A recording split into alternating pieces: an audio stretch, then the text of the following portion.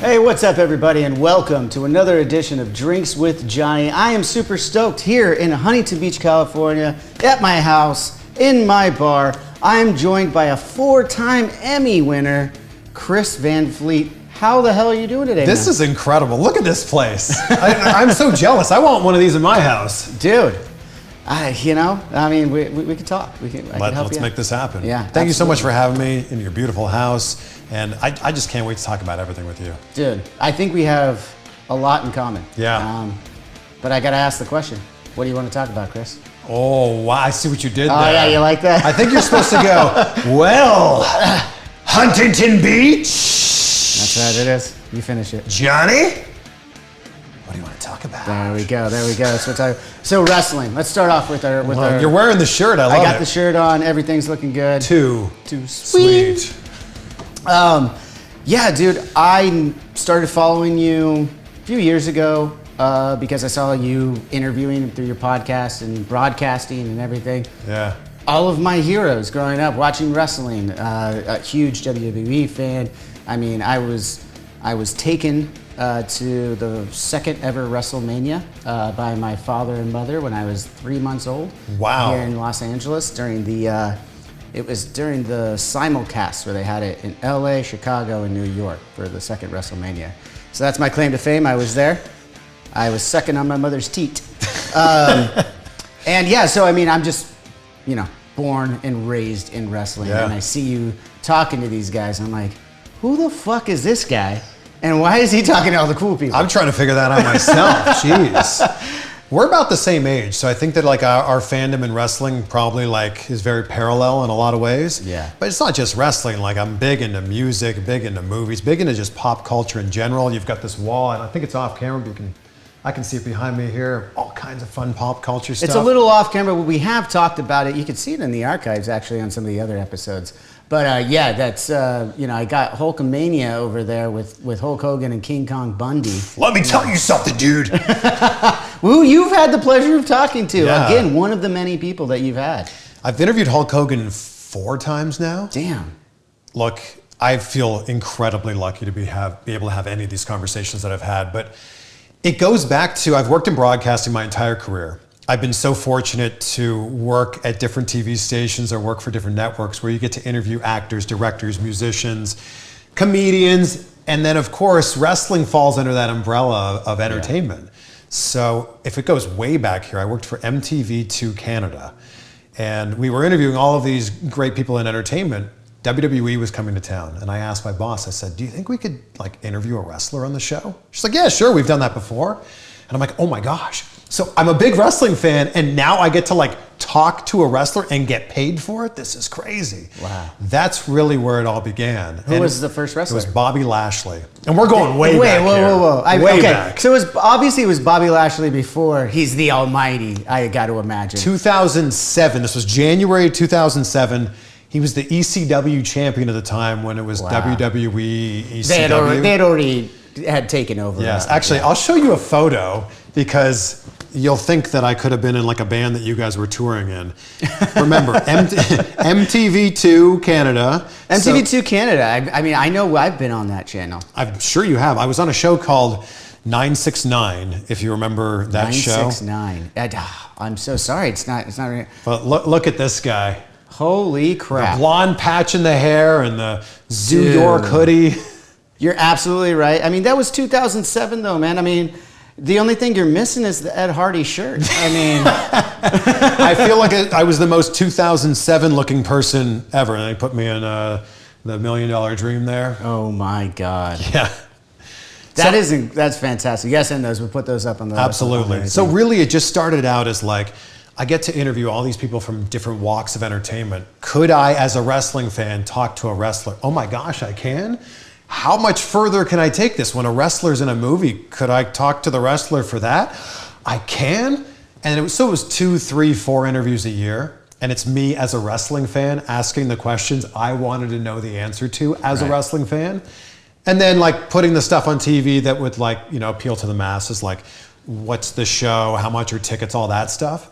But then I would have 10, 15, 20 minutes of the uncut interview where I'm asking questions I want to know the answer to. I just started throwing that stuff up on YouTube because I thought that fellow wrestling fans might go, oh, that's great. I've always wanted to know the answer to that question. That's when my YouTube channel started to grow, when I was just throwing the raw versions of these interviews up. Dude, that's so funny because before we started rolling, that's kind of much smaller scale, but that's kind of how I started out doing this too. Before we hit the cameras or started hitting record on everything, I was telling you how I started was friends coming over 10 minutes, have a drink at the bar, and then 2.5 hours later, we're still hanging out. We've got all this raw footage or raw audio. Yeah. And we started putting it out as a podcast before I even knew what a podcast was. Right.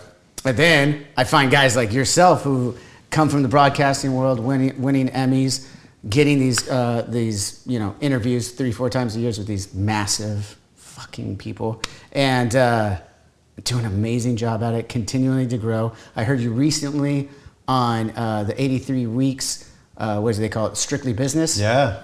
Is that John Alba, right? Yes, John Alba. John Alba. Love shout John. out. Yeah, you're the best. And I was walking in Denver. I guess we'll just we'll springboard off of this part of the conversation here. We'll just jump all over the place. You guys know. I'm in Denver on a day off on the last leg of the tour. And I just walked the city. I was like, I have a day off. I'm going to go see AEW later that night. But I'm going to go walk around and just see the city. It's been a while since I've been to Denver. First of all, sorry, Denver. It is not the same. It's very bad right now. And I'm sorry for it because it's a beautiful city. But I'm walking around and I'm listening to you talk to John Alba on Strictly Business. And I'm learning so much because you, again, 4-time Emmy Award winner, huge podcast talking to all the people that I want to fucking talk to too. So I'm like, I better listen to what this guy's doing. And man, the way that you were so open about how the business side of what you do was super cool to me, and I really appreciate that. And that's when when I had Sam. I was like, hey, it's time. I want to talk to this guy, see if he's down. We'll figure it out. And again, thanks. The fact that you live in Orange County, could come here. We're pretty much neighbors. And look, Zoom interviews are great, and I love that we can just click a button and talk to someone on the other side of the country or the other side of the planet. But nothing beats this. No. Especially if you're making drinks. Speaking of, look at this guy. Wow. The pro. This is why they gave him Emmys. Let's get to the drinks, man, and then we'll get back to some more shit. Okay, I can't even believe this. I don't drink a lot anymore. We have an 8-month-old. My wife obviously wasn't drinking during pregnancy for obvious reasons. Isn't drinking now because she's breastfeeding, so it's not like I'm sitting at home just like pounding back shots of vodka or tequila or beers. See, we almost had everything in common, but when my son was that age and when my wife was pregnant, she was my designated driver. When she was breastfeeding, I still drank. I had, it was in between touring and stuff for me too. And, early on, I did not know I didn't know what the hell I was doing. You just kind of fly by the seat. Oh, I don't know what I'm doing. No, no one does. In life in general, but specifically when we're talking about being a parent. But look, you've got beer and wine tattooed on you. Yeah. You feel like you have to. Yeah, kind of. Yeah. I just went for him as kind of a classy thing. It's like it's just a really classy tattoo. Very. But let's get to the drink real quick. We were talking, sending each other emails back and forth. We're pen pals now. We're pen pals. That's right. And we started off with a margarita because he said tequila. He said you don't drink very much, like you said. I get that. I've learned to quell my urge to drink on the daily. But, hey, we're here with a 4-time Emmy Award winner. I'm going to make a drink. And I'm here with one of the members of Avenged Sevenfold. So, and look, it's not that I don't drink. It's that I've definitely dialed it back because when your wife/drinking buddy is not doing it anymore, it's not as fun to just drink by myself. No. But I will admit that I have a problem when it comes to free alcohol. Yeah. And I think this dates back to me being 17, 18, 19 or whatever. And you'd go to an event where there's an open bar and you're like, it's free. Yeah. I have to drink as much as I can. It's free. Speaking on the free things though, just triggered me because I have to ask, are you also into the free stuff at like a hotel room? Will you take the shampoo and the bath I used to for a long time. If it's good stuff. I used to. I guess not really anymore, but for sure. When I get upgraded to first class on a plane and they give you the little like toiletry bag. Yeah, keep that. I don't have any need for any of the stuff in there, but I keep it. So I've got a whole bunch of those. A tip for maybe it'll work for you, but it works for me is I grab that stuff because my wife likes it. Okay. So she's like, oh, because she's the one that turned me on to taking all the shit for free out of there. And I was like, what are you doing? I think it dates back to like not I don't know, not having that stuff when you're growing up, and then it's like there, it's free. It's like everybody loves free. I have to like free podcasts and free YouTube channels. Very easy to follow, like his, mine, anybody's. You should probably hit subscribe if you haven't yet. It's free. You got to remind people of that. Yeah. Isn't that weird though? Like going back to the podcasting stuff, we're jumping all over the fucking place. Isn't it wild though? Because like for so long, everyone's saying you gotta say remind the audience. You gotta hit subscribe. Yeah. You gotta hit subscribe. It helps us who are creating this and gives us a reason to keep doing it. Yeah. But like for so long, like I just didn't want to do that. I didn't want to tell people. I'm like, God, it's because I'm watching people and I'm like, I don't want to have to hit. Like I know you're reminding me. I get it, but also I don't want to hear it every time I'm watching a video. Yeah. So and I feel like the audience gets numb to it too. Yeah. Yeah. But I will say I put out an interview last week, and for the first time in probably 2 years on the YouTube video, I had a really I just kind of threw it out there like, hey, if you've ever enjoyed any of the videos we've ever had on the channel, just hit subscribe, but enjoy this conversation with so-and-so. And the amount of people in the comments that were like, dude, I thought I was subscribed and I can't believe I wasn't. Your stuff was always showing up on my algorithm. Oh, because it's just showing up on their feed. Finally hit subscribe. And I'm like, oh, maybe I should throw those in every once in a while. Yeah. And like really simple, like if you've ever enjoyed any of these conversations we've ever had, and by the way, if you've ever enjoyed any of the conversations that Johnny's ever had, please hit subscribe. Yeah, it really does help so much. It does. It's kind of crazy because that's like, it helps with the business side of it, but it also helps with us just feeling good about what we're doing. It also costs $0. Exactly. That's the biggest thing. Like to hit follow wherever you're listening to this, to hit subscribe if you're watching on YouTube, to click the like button. Yeah. They're all things that cost $0. I'm not asking you to subscribe to my Patreon. I'm not asking for you to buy merch. No. I'm just asking you to click a button. But if you want to do those things, you absolutely can for both of us. This is true. Look at the giant call to action. That was like the whole segment. I have to put a chapter on it. It's called Shameless Plugs. But let's get back to the drink. So we were going to do margaritas. That's where we started like 20 minutes ago. Not doing margaritas. He texted last night. I do love tequila, but I was like, do I really want a margarita? Moscow Mule is my go-to drink. And you brought the copper mugs because you emailed again last night and we're like, I'll even bring the mugs. I'm like, no, I got them. I did this episode with Fletcher from Pennywise a few years back and I still have them up in the bar. We'll do that. And I came up here and had to email you right back. Say, you got to bring those mugs. So we got the mugs. We got the proper mugs. And look, it's not a Moscow Mule unless you have the copper mugs. There is one other trick that I'll show you in a second. Please. That I learned from Fletcher. Thank you, Fletcher. But let's start off with the traditional way. I'm going to pour it into here so that the folks at home can see what we're doing here first. Question, Tito's or Kettle One? That's our options today. Let's go Tito's. Okay. Love it. All right, so we got the Tito's, and we're gonna grab a little jigger. A jigger? Yeah. Did you know that that's what they're called? That's what this thing's called. That's called a jigger? So what my wife calls it, she worked at a bar, so I don't I thought a jigger was something when you're fishing. You're jigging.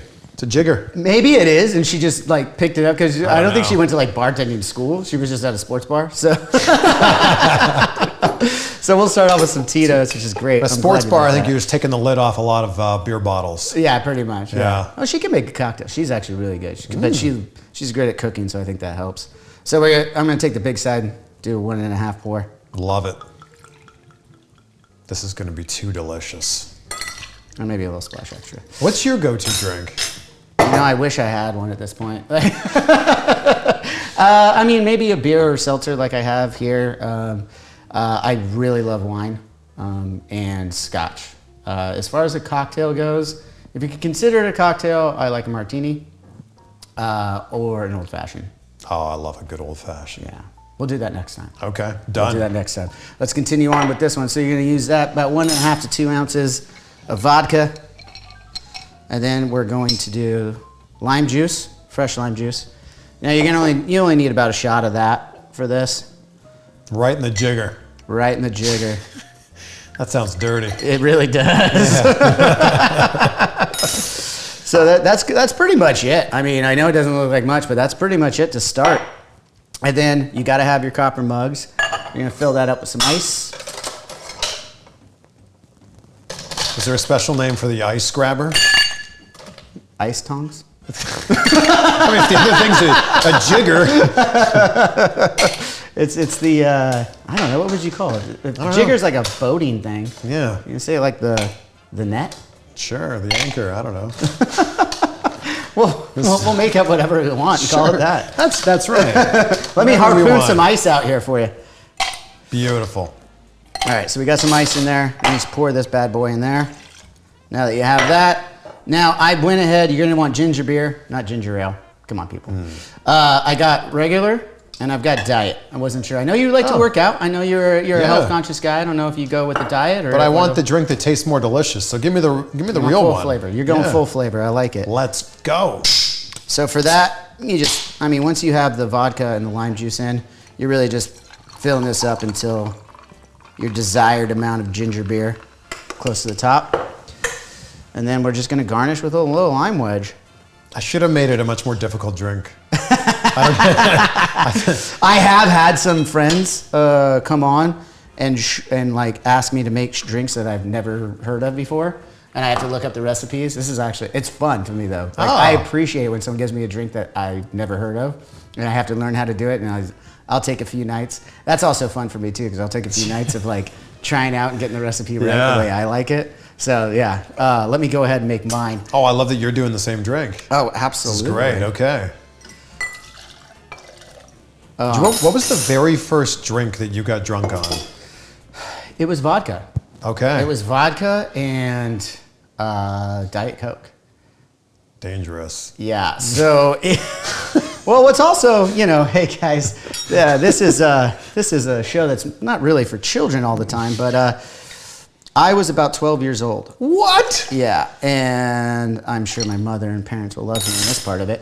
I was over at my buddy's house, we were 12 years old doing a sleepover, and got a bottle of vodka. The only thing we had with it, 2-liter bottle of Diet Coke. So we're, being a little bit degenerate, and sit in his closet and, just try to figure out a way to make this vodka taste halfway decent. And not taste like rubbing alcohol. And, the first drink, we're like, oh, this is awful. Put it in some Diet Coke in a red Solo cup. Still bad. By the end of it, we're like, you know what? It's starting to taste okay. Maybe we could just go straight from the bottle. So we started passing the fifth of vodka back and forth. Sitting down the whole time, so not realizing that we're getting really fucked up. Yeah, you're also 12 years old. First time I ever had booze.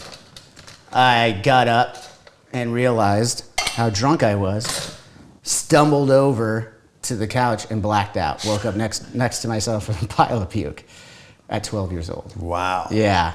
Hey, don't recommend it. No. Don't drink until you're old enough, please.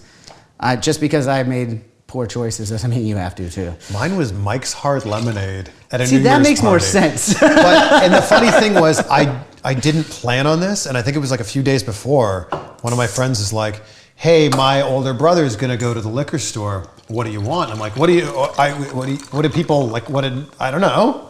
Yeah, what do they drink? Do you want something like tastes kind of good? I'm like, I guess, I don't know. I had no idea. And he goes, "Oh, we'll get you like a Mike's Hard Lemonade, like kind of tastes like lemonade, but like, a little bit of alcohol in there." I'm like, "Sure." I got a 4-pack and I could only drink 2.5, 2 3/4, and I just felt amazing. Yeah. Mike's Hard Lemonade on New Year's Eve. Oh, it was New Year's Eve? What year? It was New Year's of the millennium. It was 99. That's what I was hoping you were going to say. 99 into 2000. It was Y2J. It was Y2J. Oh, man. And then it was very quickly after that, it was vodka. Yeah. And I remember going to house parties with, what do you call the small one in the U.S.? We call them Mickeys. Oh, you called them Mickeys? We Mickeys was like a Mickey's 40. We call this a 26er in Canada. I mean, it's a pint. 26 ounces, I think. Yeah, no, this one is. The smaller one, I don't have any here, the little surprisingly. pony? I don't know. Yeah, the little homie. Yeah, I don't know. Yeah, something like that. Yeah. We call those Mickeys in Canada. Well, I always call them pints. Because you get like it's a pint of whatever. We had, they all had different names in Canada. That was a Mickey. This was a 26er. Okay. The leader was a 40, and the big one's a 60, which you guys would call a handle. Yeah, we call that a handle, which I have here. And it was a huge adjustment for me when I moved to the States 15 years ago. See the 60, everything, like the 40. When you say 40 to me, all I'm thinking about is malt liquor. I know. 40 ounces, I think. 40 ounces of freedom. Yeah. All right, cheers, brother. Cheers. Thanks for being here. Dude, thank you so much. Oh, that's damn good. Oh, that's really good. Not my first time around. So, fantastic. While we're still on the drink, what Fletcher taught me is you could do the same thing, and it's kind of a, I don't know, it's a hack to get in them. If you have a penny on you, okay, and you don't have the copper, you can make a Moscow Mule, throw the penny in the cup, and it still has that effect of the copper. That sounds filthy. It's fucking disgusting.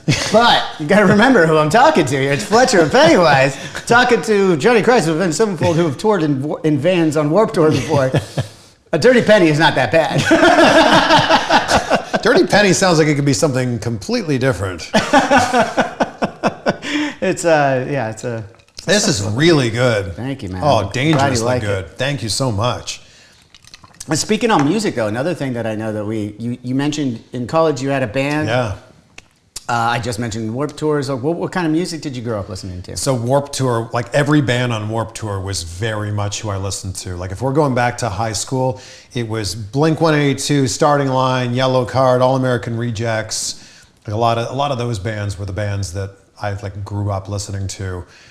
A little bit later on, like The Dangerous Summer was one of my favorite bands. Like that was Some 41s from like 10 minutes from where I grew up. Yeah. So like those were the bands that I like very much. Hawthorne Heights. I keep going down the list. Yeah, here. all the bands I toured with on Warped Tour. Who was the best band that you were on tour with?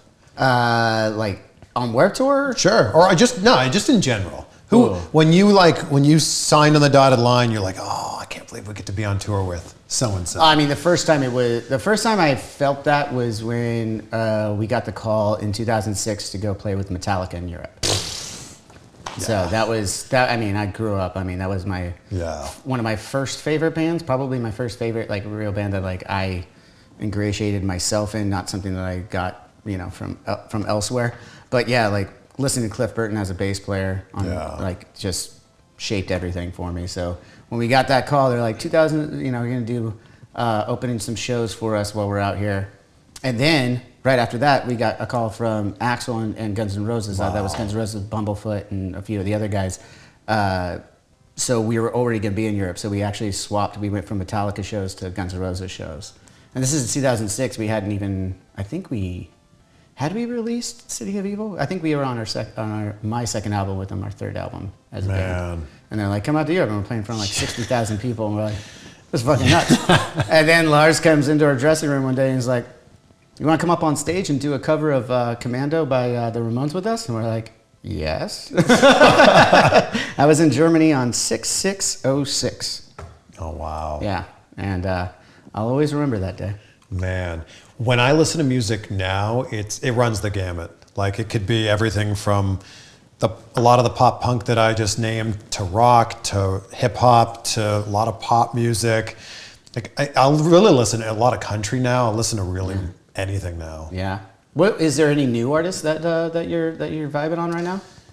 I mean, now that we have an 8-month-old, it's a lot of kids' music. Oh yeah, for as sure. I'm sure you know. Oh yeah. I wasn't even a big Taylor Swift fan, but we knew how like important, like how much like people were talking about her tour. So we ended up buying the Eras tour. Have you watched it? I haven't yet. It is a fantastic concert tour video. Yeah. Like the production of it's amazing, and I just have a tremendous amount of respect for her and what she does. But yeah, I'm really out of the music scene right now because everything we're listening to is like these children's songs to make our baby not cry. Danny Go is this kids artist on YouTube that we listen to far too much. I don't recommend it unless you have small children. No, but you got to find. It's funny because I just got over the hump of that like year and a half, 2 years ago. My son started like listening to some of the music I started showing, like I was always showing him stuff and he'd like certain songs, but now he's actually requesting like real artists. I'm sorry, not like that. Not kid stuff, let's say, not kid stuff, So like 100 Gex, my friends in the Dirty Heads, he loves that new record and stuff. So now I'm like, all right, let's listen to some good stuff. He loves Masked Wolf, it's really great as you start to get there. But I remember there's some good kid songs though too, man. Like they're at first you're like, why am I listening to this? And then it catches in your head and you're like, why is this stuck in my head? And then a few days later you're like, it's actually not that bad. I wake up in the morning sometimes singing these kids' songs. I'm like, I gotta listen to something else to get this out of my head. Yeah. And that's when you go to the gym. So I listened to Insight last couple weeks, and you had, which was really helpful for this episode, you did Ask Me Anything. It was like how many have you done of those now? I think 18 of them now. It's like every other week, every third week. Yeah. Basically just answering questions from social media. Yeah. A lot about wrestling, but a lot about music or movies or content creation, all kinds of different things. Yeah, which is great. I mean, that's kind of like, I think it's awesome because, especially like I said, for me, getting research on you a little bit, because it isn't just wrestling, which is where I found you online. But now, like with the music, you said you just shuffling songs while you're working out, or actually you said you listen to podcasts. I do. I feel like I'm a psychopath when I admit that, though, because you're lifting weights while you're listening to people talk. I do the same thing. Yeah. And this is the thing that surprises people a lot. I have a podcast. It is heavily wrestling based. I don't really listen to wrestling podcasts. Yeah. And it's just, I think for me, I love great conversations. And my favorite podcasts are the ones where it's an hour or 2 or 3, like diving deep into someone's life, someone's career. I'm fascinated by the idea of reverse engineering things. Figuring out how someone got to where they're at by going backwards from where they are now, all the way back to maybe where you are as you're listening to this. Yeah. Because I think that social media far too often just shows the finished product. That's all you see. Here's Tom Brady with 7 Super Bowl rings. Here's this actor or actress holding the Oscar on stage. Here's the band on tour with Metallica, right? You don't see all the stumbles along the way. You don't see all the nights you slept in the van or all of those different things, all the shows you didn't get paid for. And I think it's so important to talk about that stuff so people realize that is part of the journey. Yeah. That you don't get to the end, well, there really is no end, as you know, but you don't get the success without all the failures along the way. Absolutely. I couldn't agree more. It's a lot of people are watching us and other entertainers who are, doing podcasting and telling these stories and stuff. And I think it's great because they're finding it and going, I want to be that person. I want to follow that dream, right? Yeah. And then they're sitting there like going, well, how did they do it? And everybody sees that end product and thinks, oh, I want to do that because it looks so easy and awesome. And it's like, none of it was easy, first of all. Right. And of course, there's a certain amount of luck, to anybody successful, I think. But what's that quote? It's like, I think it's a Thomas Jefferson quote. I feel like the harder I work, the luckier I get. Yeah. And then there's the old adage I like to use is luck is the residue of the ready. Oh, that's good. And it's, I think I picked up from Max Kellerman, the sports analyst on ESPN. It really rang true to me. It's like, I have worked really hard to get to where I am in my career, music career, and even podcasting career. I do put time into it. And, but those opportunities that come across, that wasn't because I was doing the hard work. I was ready to take those challenges head on. Yes. Because I had put in work and I was ready for that opportunity. Yeah. Because that's what it is in the entertainment industry. The more I talk to a lot of people in under the umbrella, right? You got sports, same as you got sports people, actors, comedians, musicians, wrestlers, whatever the case may be. And that common denominator is that like getting those opportunities is difficult. But you have to be ready for them. You might miss that it wasn't even an opportunity if you're not present and understanding and seeing what it could be. Something that seems like nothing of an opportunity ends up being something that you look back a few years and that was the thing that changed it. And it's so funny how meeting this person leads to this other opportunity or leads to this other connection. I don't believe in coincidences. Right. And I feel like everything's happening for a reason at some point in time, in some point in your life. This is why Back to the Future is my favorite movie of all time. Ooh. Favorite movie of all time. So like I have the Back to the Future. It's a hot take. I mean, it's a great movie, but all time. I said it's my favorite movie of all time. I will also say it's the greatest movie. That's what I want to hear. The greatest movie. I mean, it's truly a perfect movie in my opinion. And I have the Back to the Future Out of Time license plate signed by Michael J. Fox and Christopher Lloyd. Yeah. How did you get that? My friend has this company where he does private signings. And he was doing one of those, and he's like, I know you're a big Back to the Future fan. Are you interested? I'm like, of course I'm interested. Well, you're a big fan, but I did see you roll up in a Tesla. It wasn't a DeLorean, so. No, it was not. I'd like a DeLorean, though. And every once in a while, I look on eBay, and I'm like, well, I probably could get that. Yeah, what am I going to do with it? No, but, dude, I just saw, it's funny enough, on cars. I was dropping off my son at school today. And have you seen the Cybertrucks in person? I saw one 2 weeks ago for the first time. I just saw one for the first time today. today. They don't look real. No. It looks like, set up for like futuristic doomsday. It looks like CGI in real life. Right. I was at a charging station in Vegas, and one pulled in. And it's funny, there were maybe 20 people at the charging station, so pretty full. And everybody got out of their car. And they were like, whoa, this is crazy. Everybody was taking photos and videos and asking questions.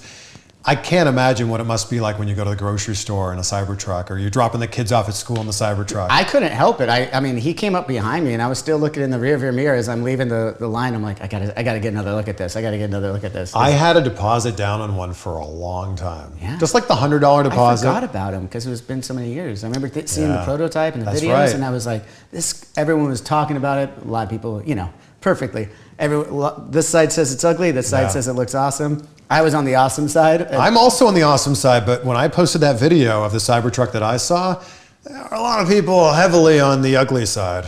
Which I don't get. I mean, look, beauty's in the eye of the beholder, right? But like, to me, I'm like, it's different. You know what I mean? Like, it's very different. I like seeing something that's not the norm of all the other companies doing the same thing. And look, like what you like, right? Like, it's crazy for people to be like, I can't believe you spent all that money on that ugly thing. It's like what you like. Right. And the same with music. Like what you like. Don't dislike someone or hate someone because they like a certain genre of music or a certain band. Yeah, which is so silly that it ever was like that, right? Like, I think it's gotten better in the generations of like being more open. I don't know. It's either gotten better or worse.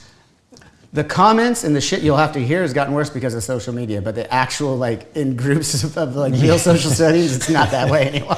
It's just funny because the internet has allowed us to like have all these labels attached to us, right? Yeah. Because in your very short bio, you can like say a few things about yourself. And what are the things that are most important to you? Is it the bands you like? Is it the movies you like? Is it the type of car you drive? That's up to you.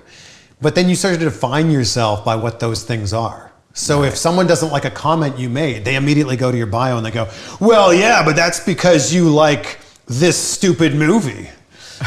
I'll go, all right. I'm so glad you pointed it out, because that's like, I see those comments like every once in a while, like people arguing, right, on somebody's post, and then they're arguing just with each other, and now it's no longer about the post. And those are my favorite ones. And I love reading those, because I'm just like, I'm like the nosy neighbor, like just like sticking my head out of the window, just going, oh, this is getting funny. And yeah, there a lot of times they'll be like, oh, it says the guy with blah blah blah in his bio. I'm like, you took the time to look at the dude's bio? Yeah. The thing that I dislike about that the most is people will see a post or they'll see a video online, and without formulating their own opinion, they immediately jump into the comments and they look for a comment that aligns with what they think they would agree with. So they didn't even have an opinion to begin with. Then they go to the comments and go, oh, wow, yes, that person, they embodied exactly what I think about this now. I will jump on board with that comment. Yeah. It's like, come on, people. Well, I mean, that's the unfortunate part of our race, too. There's a lot of individuality, right? But then the masses we still have this, as a species, as a human race, we still have this want to be liked and be part of everybody else too. So it's like that sheep herding thing still happens. You know what I mean? Do you remember how much it was a big part of our lives when we were in high school, of like, what bands do you listen to? Oh yeah. And then it defined like the way that someone thought about you. Yeah. So if someone says Avenged Sevenfold's their favorite band, what are we to think of them? Oh man, at this point, or like, okay, we've gone over a couple decades now, so it's like it's hard to like. And by the way, you are my friend Kevin McCarthy's favorite band of all time. I love. Hey, shout out to Kevin. Yeah, thanks Kevin's for the awesome, love, man. Thanks for the love. I think earlier on it would be, back in that 2007 era, it'd be easy to lump us into like the heavy metal, screamo is what they called it. I remember we got a lot of that, and I was like, I don't know what screamo is. I don't know. You guys, like I named Hawthorne Heights. I don't think you guys are like Hawthorne Heights at all. They're screamo. At the time, though, during that era, because there was so much of that, and they had heard our album "Waking the Fallen," we were playing with them on Warped Tour. Yeah, we knew we were different, but like the media kind of lumped it up at the time. Yeah. So you would think of all black, gothic looking. Maybe some eyeliner stuff. I mean, I wore makeup. I understand. I fully did my part in it. I get it. But nowadays I think it's more. We've had such a fortunate career with having these fans that have followed us change so much over the years that I think now it's a music fan. Yeah. It's not an Avenged Sevenfold is just a fan of music at this point. The thing that I love so much about music is how nostalgic it is. Yeah. And nostalgia is the most powerful drug on earth, I think, because it can take us back to Member a time. Member berries. It's a real thing. It can take you back to a time and a place, like the first time you heard that song or the most important time in your life when that song really got you through something tough. I think that's such a special thing. Yeah.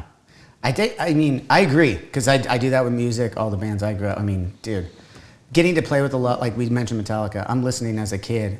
When you're a kid, you're listening and you want to play. What instruments did you play, by the way? Guitar. Guitar is my main instrument. Okay, cool. But I also played clarinet in school, when you're in band. Yeah. And with my last name being a V, I got pretty much the last choice of instruments. It's like, you want to play the flute or the clarinet? That's all that's left.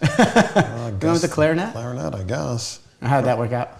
Not well. I wish I could have played drums, but that was taken with somebody's last name that began with an A. Yeah, there you go. Yeah, but guitar. Yeah, guitar. Okay, cool. Yeah, so you grow up, you're listening to these other people, and then have you been? I haven't heard much of the insight with musicians. What musicians have you had on the show? Not a lot, actually. And my podcast now has been leaning so heavily towards wrestling. Mm-hmm. I was looking at the analytics, and when I had a wrestler on, it would do really well. And when I had a comedian or actor or director or musician on, it did okay. Mm-hmm. And then you bring on another wrestler and it does really well.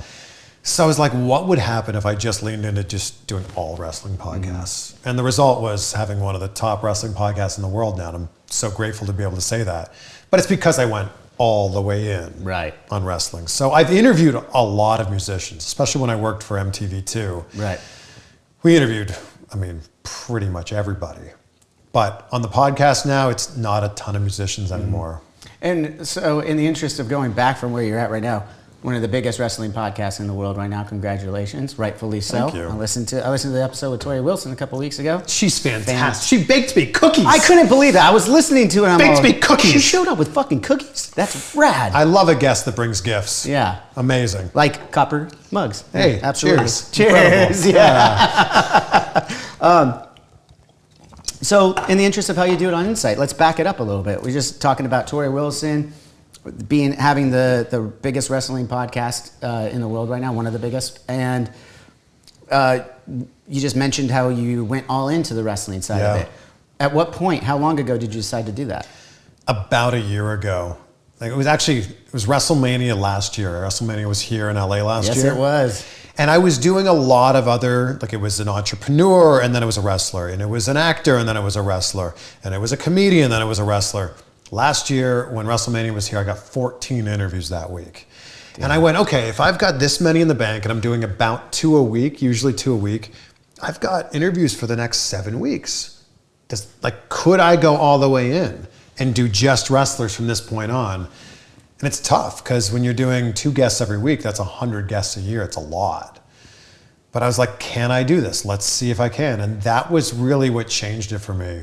And the podcast almost immediately started taking off. That was last April. Mm. Last April ended up being my most downloaded month ever. Then May surpassed that. Then June surpassed that. And it just kept kind of going on this trend. That's interesting because, not to cut you off there though, but if you're leaning all the way in wrestling, April makes sense. Sure. Right after WrestleMania, perfect sense. But I'm interested in the fact that it went up from there into May and June. That's and I impressive. think it was just that when you go back to March, February, January before that, it was half wrestlers, half other, great entrepreneurs or actors or comedians or musicians, high achievers, right?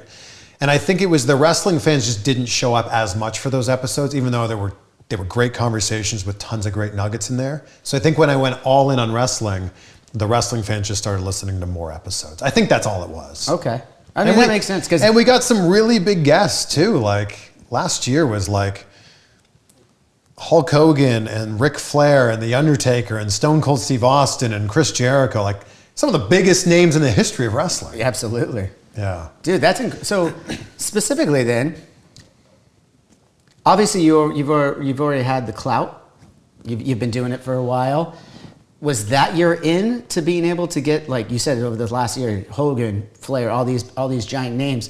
Had you already met most of these guys before, or was this, now you're in, you're known, you throw the email out there, their management gets back to you and says, yeah, we're down. And how does that work out for you? I had met a lot of those people before, but The Undertaker was a new one. Mm-hmm. I didn't think I would ever get an interview with The Undertaker. And he was promoting his one-man show, the Dead Man show. Mm-hmm. And it just happened to be a perfect storm that everything aligned. But I started my broadcasting career in 2005. And here we are almost 20 years later, and I'm so insanely grateful to be able to say that. And broadcasting, I'm aware, has shifted a ton, and we can talk about that.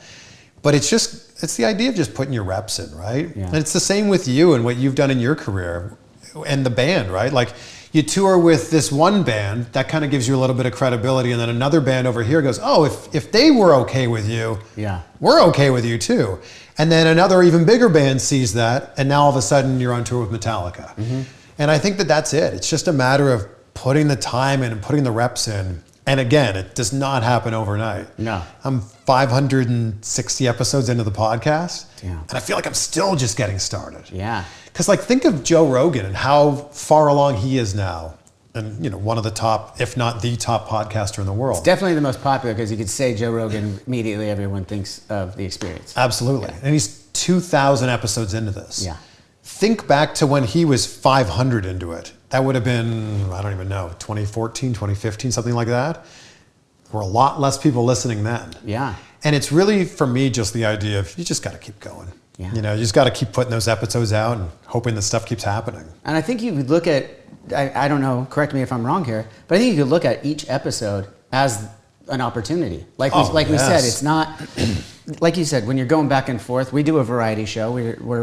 I love wrestlers, love having them on the show. I also have musicians. I'm doing more what you were doing prior to a year ago, kind of variety. And yes, you see the difference of analytics per episode.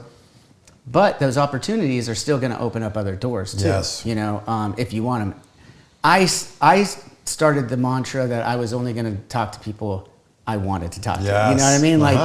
Uh-huh. But then over the way, I still have that. But I've kind of opened it up from listening to guys like yourself about at the beginning, you take whoever says yes. Yes. Right. And we'll get to the beginning there. But I think that's kind of interesting to piggyback of what we talked about at the beginning of this conversation is those opportunities being there for someone who might be wanting to do something that you do or I'm dabbling in is, that look at every episode as an opportunity to maybe something in the future, and maybe it doesn't pan out. Maybe you won't get the views, maybe whatever, but maybe in a few years you'll have forgotten about it and go oh yeah, that's where you saw the episode. Now you're on my show. That's a weird thing that can happen, and it has happened. And I think you got to take the opportunities that are in front of you. Mm-hmm. And I know that when you're starting out and you're not from a popular band like you are, it might be difficult to get those yeses.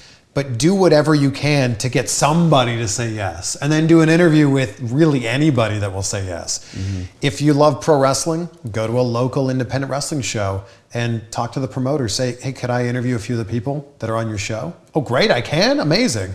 If you love music, go to a tour, go to a festival. Festival for sure. Go to a festival and maybe some of the smaller bands might say yes. Yeah. And build up from there.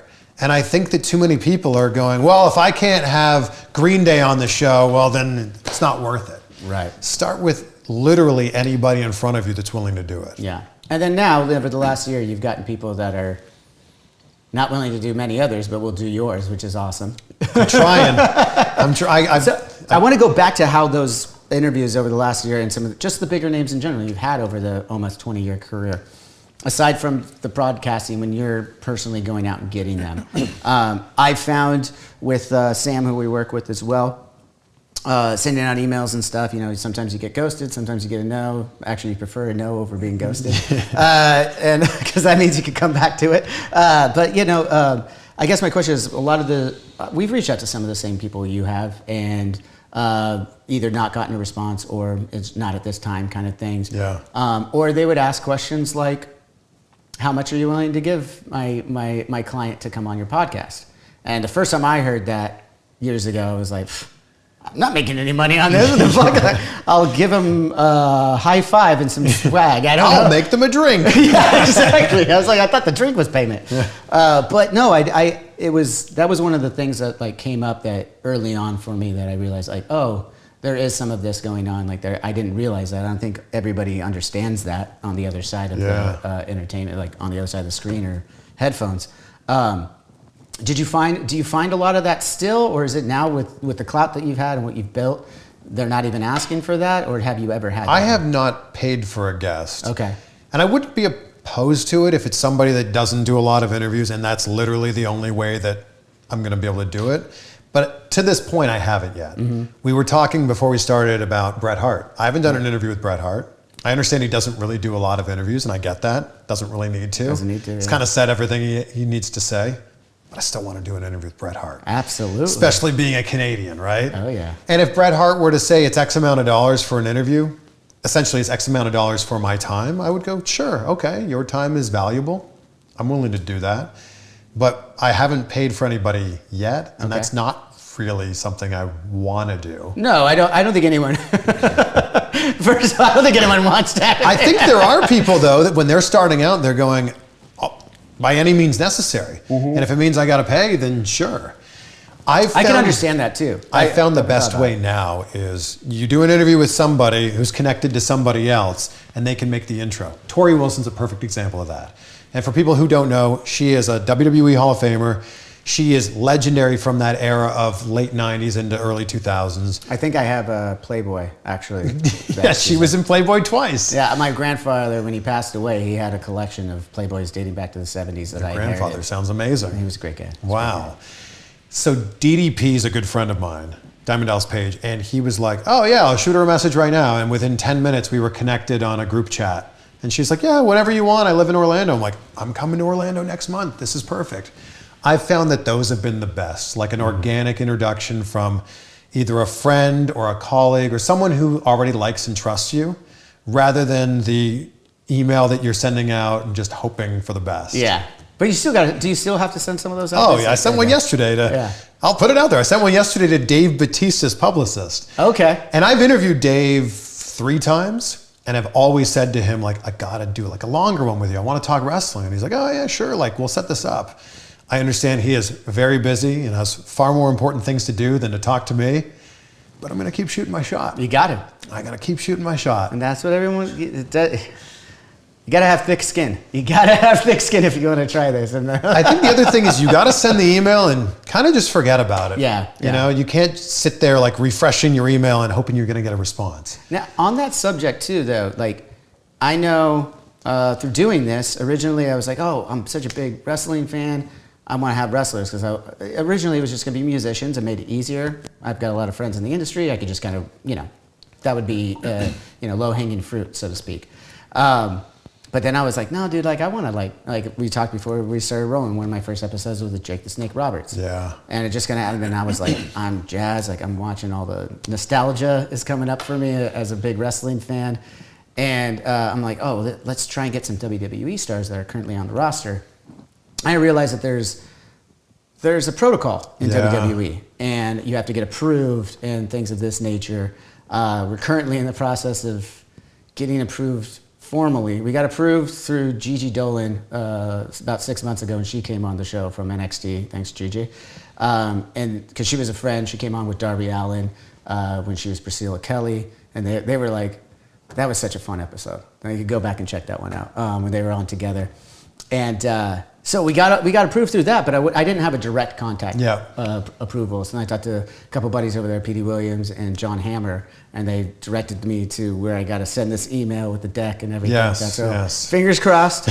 We got WrestleMania season. There's a lot of stuff going on in the press about WWE right now, and I'm very, very aware of. But wrestlers love talking about things outside of wrestling. And that's what I found too. I was like, dude, let's do this. Like, so when they can come on a podcast about drinks, talking a little bit about music, they're like, oh my gosh, this is great, because I can only talk about this match or this pay-per-view so many times. People have already heard these stories. And it's so funny, because that's where I came from too when I started deciding that this is what I was going to do for, and that was the angle I was talking about too. It was like, dude, I've been on the other side of these interviews where I got to talk about the show coming up, the album, why we wrote this way, the recording process, all that stuff. It's all fine. I enjoy it. Don't get me wrong. But it gets monotonous. How many different ways can I answer the same question? How many rookie interviewers have been like, so the name of the band, where did it came from?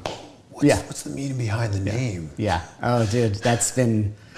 I'm still surprised it still happens, to be honest.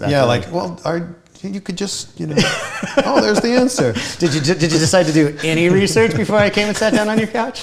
But no, I mean, it's no big deal, of course. Of course, no judgment on that. That's, and especially, from the broadcasting side, I'm sure, and magazines and things of that nature, they have an editor to answer to. They're not freelancing like we are.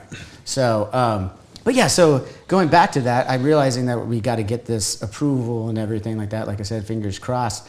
I'm curious how you got your approval. Did you ever have to go through that, or was it kind of grandfathered in through the broadcasting and doing these shorter form interviews? It certainly started with that, where WWE would come to town to promote Raw or SmackDown or the pay-per-view, and they would have someone doing a media tour to all the local TV stations and radio stations. That's where it began. That's where the relationship with WWE or TNA and also AEW began. Mm-hmm. It's morphed into something else, because we all know broadcasting is not what it used to be. Broadcasting used to be like, when you were bored, you would turn on the TV and you would start at channel 2 and go 2, 3, 4, 5, all the way up. Remember that channel that was the guide? Remember that one channel that would tell you everything was on? I used it all the time. When it first came out, everyone was like, what is this guide thing? And I was like, I don't know, 10, 11 at the time, and I was like, this is genius. And I watch it. I hated watching the commercials, but I was like, I could see, like, I also have this weird OCD thing, I guess is what you would call it. When I'm flipping through the channels, I find about 5 to 6 things that I'd be interested in watching that are on the TV at the time. Because anytime it goes to a commercial, I'm like, nope. Yeah, that's right. So broadcasting used to be you would watch the show you didn't like the most, like the show you didn't like the least. So like, I don't really want to watch Simpsons or Seinfeld or Wheel of Fortune, but if I have to decide on one for the next half hour, it's this one. Yeah. It's morphed so much now that when you're bored and you go on YouTube or TikTok or Instagram or Facebook, you can see the exact thing that you want to see. Like, you could see your band playing the same song live in all of these different venues across the world. Right. And like, that's such an amazing thing now. So the interviews used to be like, you had to be watching Channel 19 at exactly 4:14 p.m. on this exact Thursday to see that interview. When I started taking those Raw interviews and putting them on YouTube, well, now I had a global audience that could watch it at any point of time. On demand. And that when the channel really started to tick up with some videos that went viral, I think that these other companies would start to go, do you want to talk to so-and-so? They're going to promote the Royal Rumble or WrestleMania or whatever it happens to be. That's really what it turned into. Gotcha. And then from there it got, okay. So that's a different way, more organic way, but we got, are you going to be going to Monday Night Raw? It's coming in Anaheim? Yes, I am. Awesome. Will I see you there? Yeah, I mean, I'm going to go regardless. Whether or not you guys approve of me, I'm going either way. I'm waiting on the approval, but Cody Rhodes told me he wants to do an interview there. So I'm just waiting for WWE to line this up. I got a fun Cody Rhodes story. Not like personally. I've had his wife Brandy on the show. Yeah. I befriended a lot of the people over in AEW through Darby and Chris Jericho originally, who I'm friends with, and then I branched out and made a lot of friends with the guys over there, and even had Tony Khan on the show. But with all of that, so I had Brandy, and then I was like, okay, let's get Cody. He's still in AEW at the time, and I was like, yeah, cool. This guy gets back to me and says, can we do it at this certain time? I'm still very green at this, people, before you bury me in the comments here. And I was like, ooh, I wanted to have bourbon with him. I was like, here he's a bourbon drinker. So can we push the time back a little bit? And the response we got back is, oh, we'll have to get back to you. And then the guy goes, oh. And I should have just taken that fucking opportunity. But, you know, it is what it is. But, yeah, I'm stoked for Cody, too. Me too. As everybody is. I mean, yeah, come on, he's America's sweetheart in wrestling right now. Yeah. But so cool to see, like, I knew a little bit of him in Stardust, you know, and then he merges in AEW. In my eyes, that was the gap, you know, because I wasn't watching a shit ton of wrestling at the time.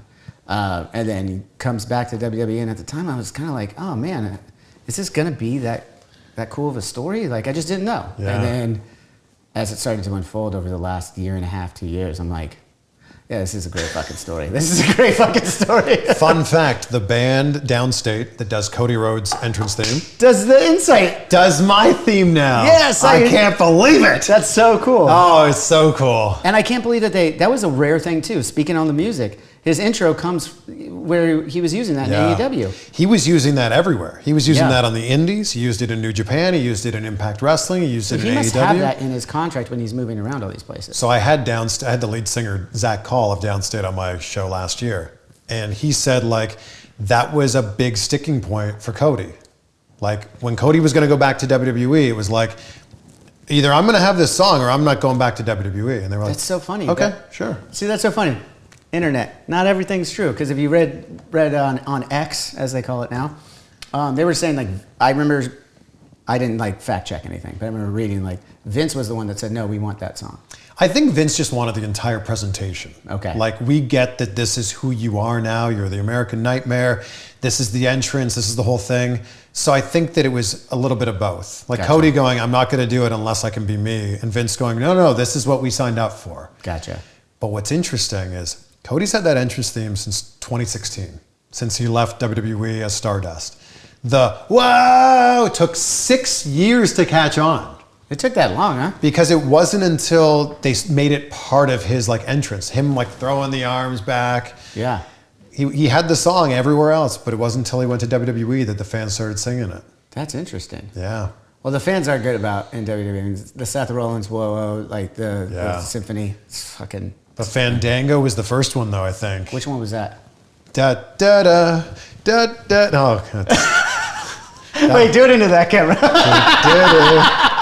But then Jericho with his song. Oh, dude, Judas? Yeah. But funny story on that one. I've been friends with Jericho since 2010, like way before I even knew what podcasting or anything like this was, obviously. And we met him through Mike Portnoy, who was drumming for us, helped us finish our record after our drummer passed away in 2010.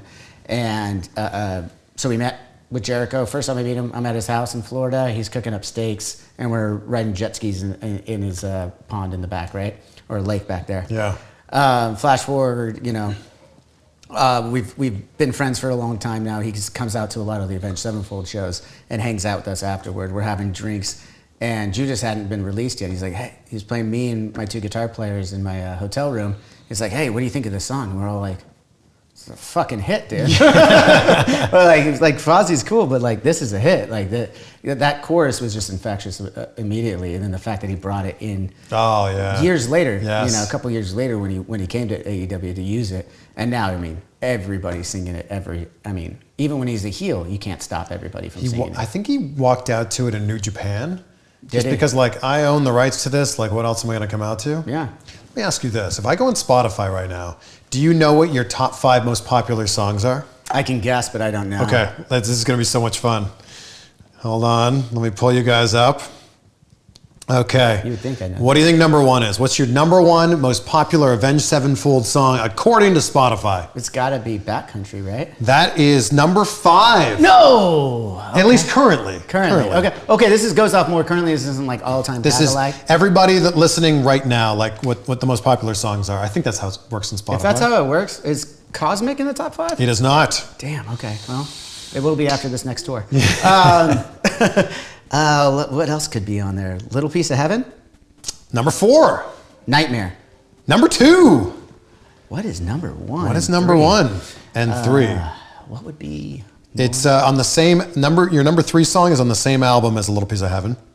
Almost Easy? Afterlife. Yeah. Now, what's your number 1 song with 541 million streams? Hail to the King. Hail to the King. I missed that one. Look at that. Right away. Look at that. Yeah, I actually think do know that's what fascinating. It's always so funny how like they rank those songs. Yeah. What are your 5 top episodes? My top 5. Oh my gosh. Let's look on the. I don't know. Where would we even see this? I think you'd have to.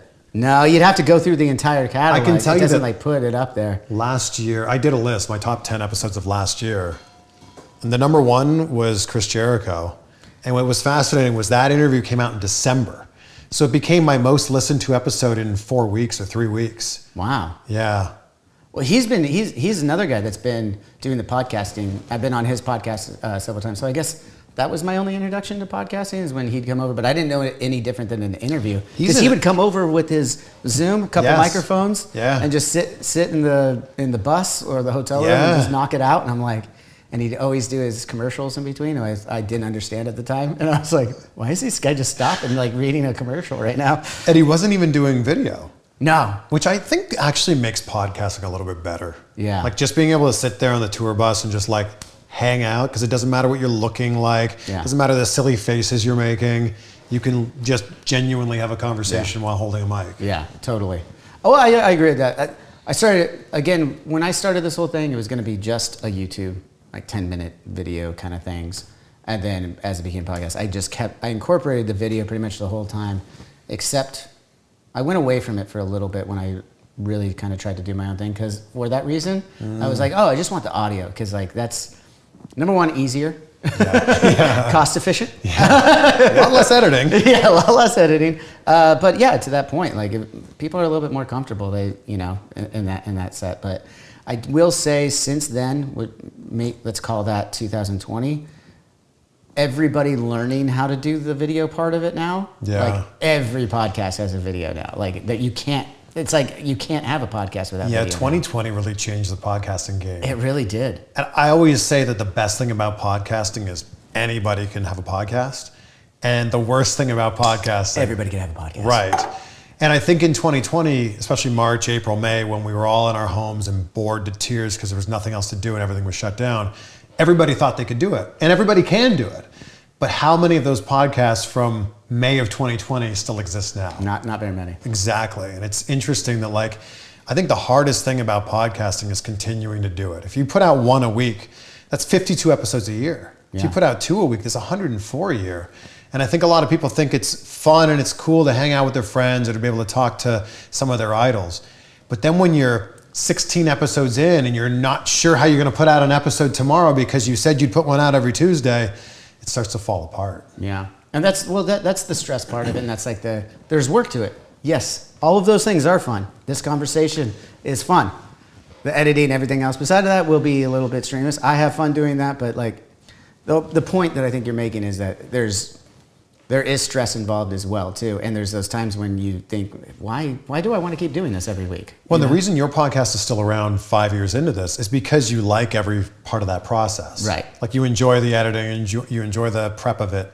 But if you don't enjoy every part of that process, it falls apart really quickly. Yeah. Because it's booking the guests, and then it's setting up the cameras, and it's setting up the mics, then it's doing the research, and then it's actually doing the recording. Then it's doing the production on the back end and the editing, and then it's the promotion. It's so many different hats you have to wear. Yeah.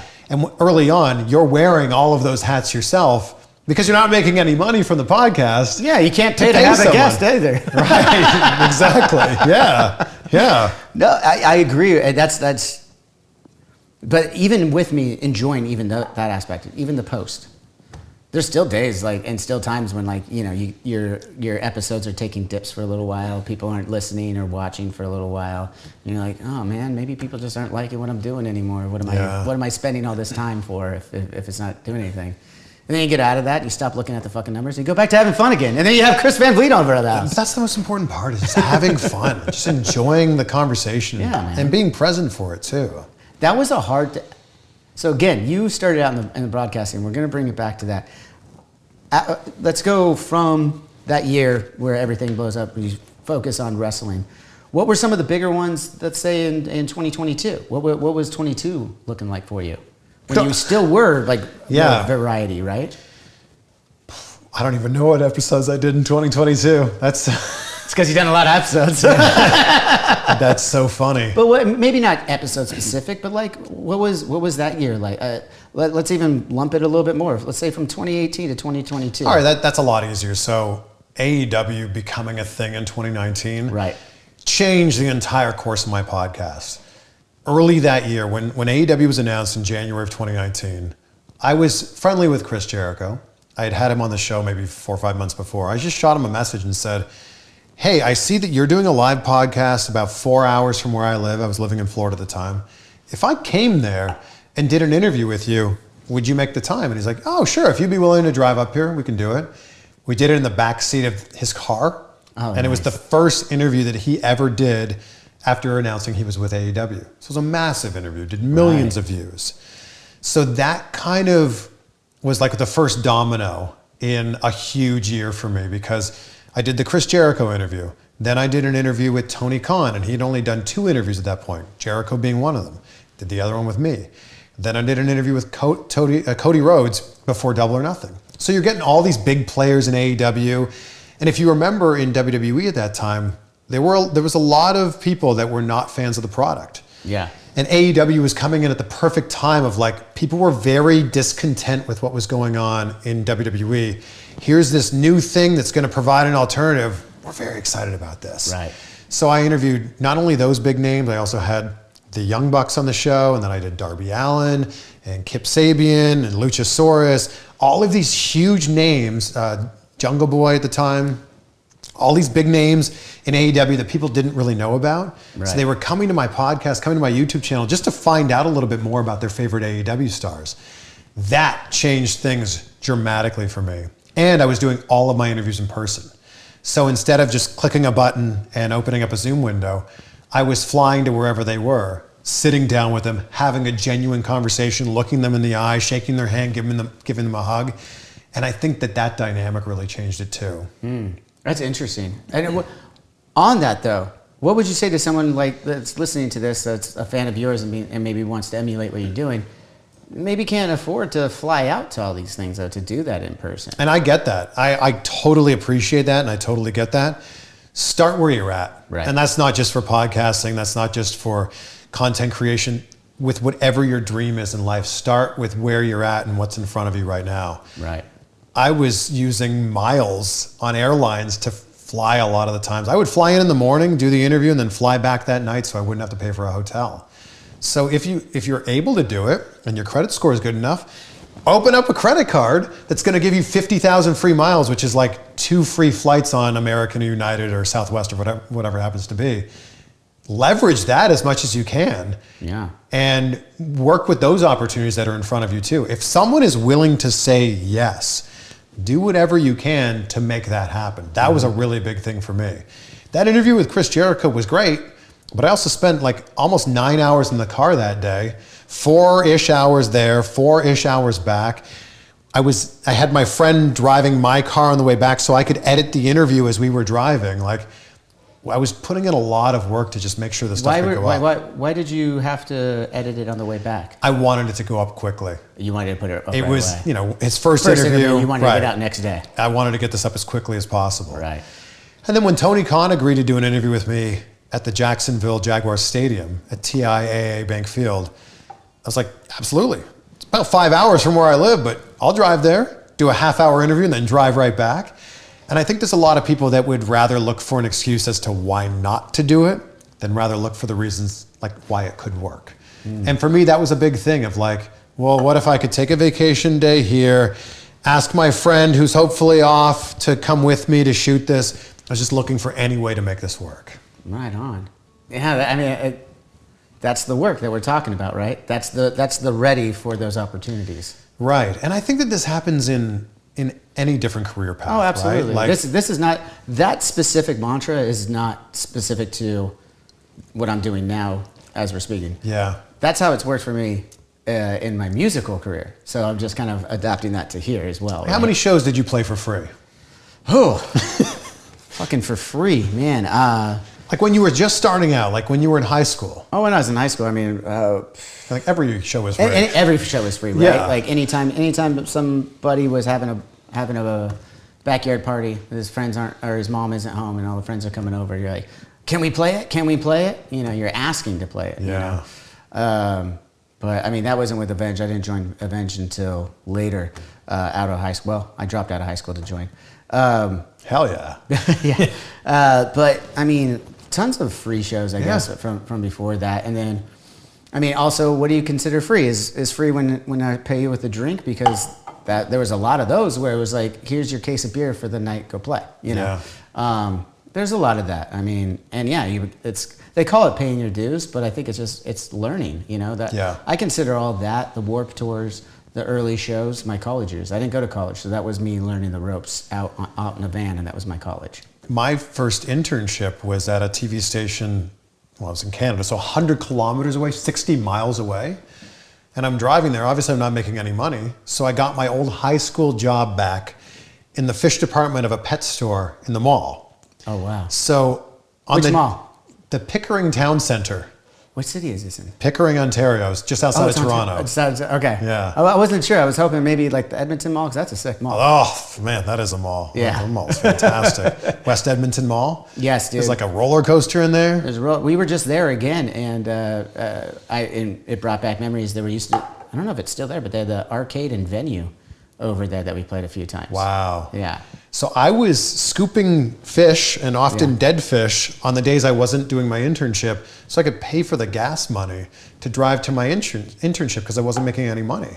And if it wasn't for me being willing to do that, that internship wouldn't have turned into a job, which wouldn't have turned into the MTV2 Canada job, which wouldn't have turned into all of these other opportunities along the way. Yeah. I mean, and that's what we're talking about. It's those opportunities and putting in the work to get there. Yeah. Let's go before AEW comes on the scene then. You went back to, high school, getting back to high school job. What's happening in between there, man? Because you had a lot of other, through the broadcast, and then there was other stuff that I've heard of you doing before too. I mean, when did you do the first time you had The Rock on? 2012. Yeah. Yeah. So and the funny thing is, I knew I would get The Rock at some point in my career because he promotes all of his movies heavily, and I love The Rock for that. Yeah. And they always say you shouldn't meet your heroes. If your hero's The Rock, do whatever you can to meet The Rock. I can't wait. He's so kind and funny and charismatic, but he has this star quality about him, which is so rare, that he brings you into the moment. He shares the spotlight with you in a way that makes you feel like really great. But I got him backstage at Raw as he was promoting WrestleMania 28, the match he was going to have with John Cena. Right. So that was the very first interview I did with him. I was working in Cleveland at the time. I was the entertainment reporter for the CBS station in Cleveland, which also allowed me to cover the Grammys 5 times and cover the Oscars 4 times. Like the amount of incredible opportunities I had there, that was just amazing. But if we take it back even further, this all came together because I had a moment in my college life. This was my senior year of college. I loved going to college, by the way. Lived with 4 of my best friends. We drank a lot of these. And did you have a steady girlfriend? No, I did not. Okay, yeah, a lot of fun in college. A lot of fun in college, drinking things, having a good time, deciding if 10 a.m. class was too early or not. It definitely was. It was. But I had a moment in my senior year where I woke up and I went, oh my God, we got to graduate at the end of this year and then work for, the rest of our lives. And that was just something I had never been faced with. I just didn't realize the scope of that. Right. Because I was having so much fun just living in the moment, day to day. What bar are we going to tonight? Where are we pre-drinking tonight? And I was like, if I got to go work for the rest of my life, I don't want to have a job that I hate. And in that exact moment, I had this epiphany and I went, I got to do whatever I can to, at the very least, not hate my job. So the goal was not, I want to love my job. The goal was, I just don't want to hate my job. I don't want to not enjoy Sunday because Monday's the next day and I got to wake up and go to this job that I do not enjoy going to. And the next day I reached out to every radio station and every TV station in my college town. And I just said, I'm passionate about broadcasting. I'm a communication studies major. Can I just come in and see how it's done in the real world and just volunteer? And of course, I didn't get a lot of responses, but the people that did get back to me changed my entire life. Hey, yeah, come be part of our street team for the radio station. Or yeah, come in and just like watch, like come in and just shadow someone. And that's what changed my career, was like me just going, I don't want to hate my job. Wow. That's cool. I think a lot of people can definitely sympathize with that, right? I mean, that makes sense. You don't want to, you get to a point, like you said, college, whatever it is for you, like it happens for everybody, where you're like, what do I want to do now that I'm actually here? You get asked it your whole life. Yeah. It doesn't fucking matter. It's when you decide that you need to know what the fuck you're going to do with your life. But what's really funny is the shift that happens, because all of your years when you're like a kid and when you're a teenager, you're always being asked, what do you want to be when you grow up? And then there comes this shift in your life when your life is then defined by what you do. Yeah. Instead of what do you want to be, it shifts to, so what do you do? And then the answer to that is, well, I do this job. Like, and whether you like it or not, you're now defined by the thing that you do. Yeah. Where you had all of this time to like, you could have been the thing you wanted to be. And what are the sacrifices you're willing to make along the way? And I get that some sacrifices are bigger than others. Right. But that's a good piece of knowledge there, though. I mean, honestly, to understand and to tell people, like, taking that time to make those sacrifices, maybe when they don't seem convenient. Yeah. You know what I mean? Because like sometimes it's like, it's not that it's a difficult, thing to do.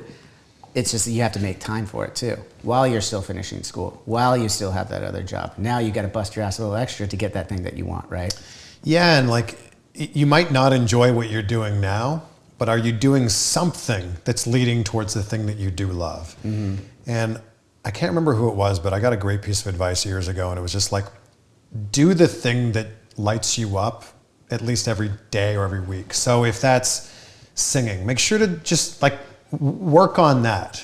Even if you're not trying to be a professional singer, but if that's the thing that really lights you up, make sure to make that a part of your day or your week or your month.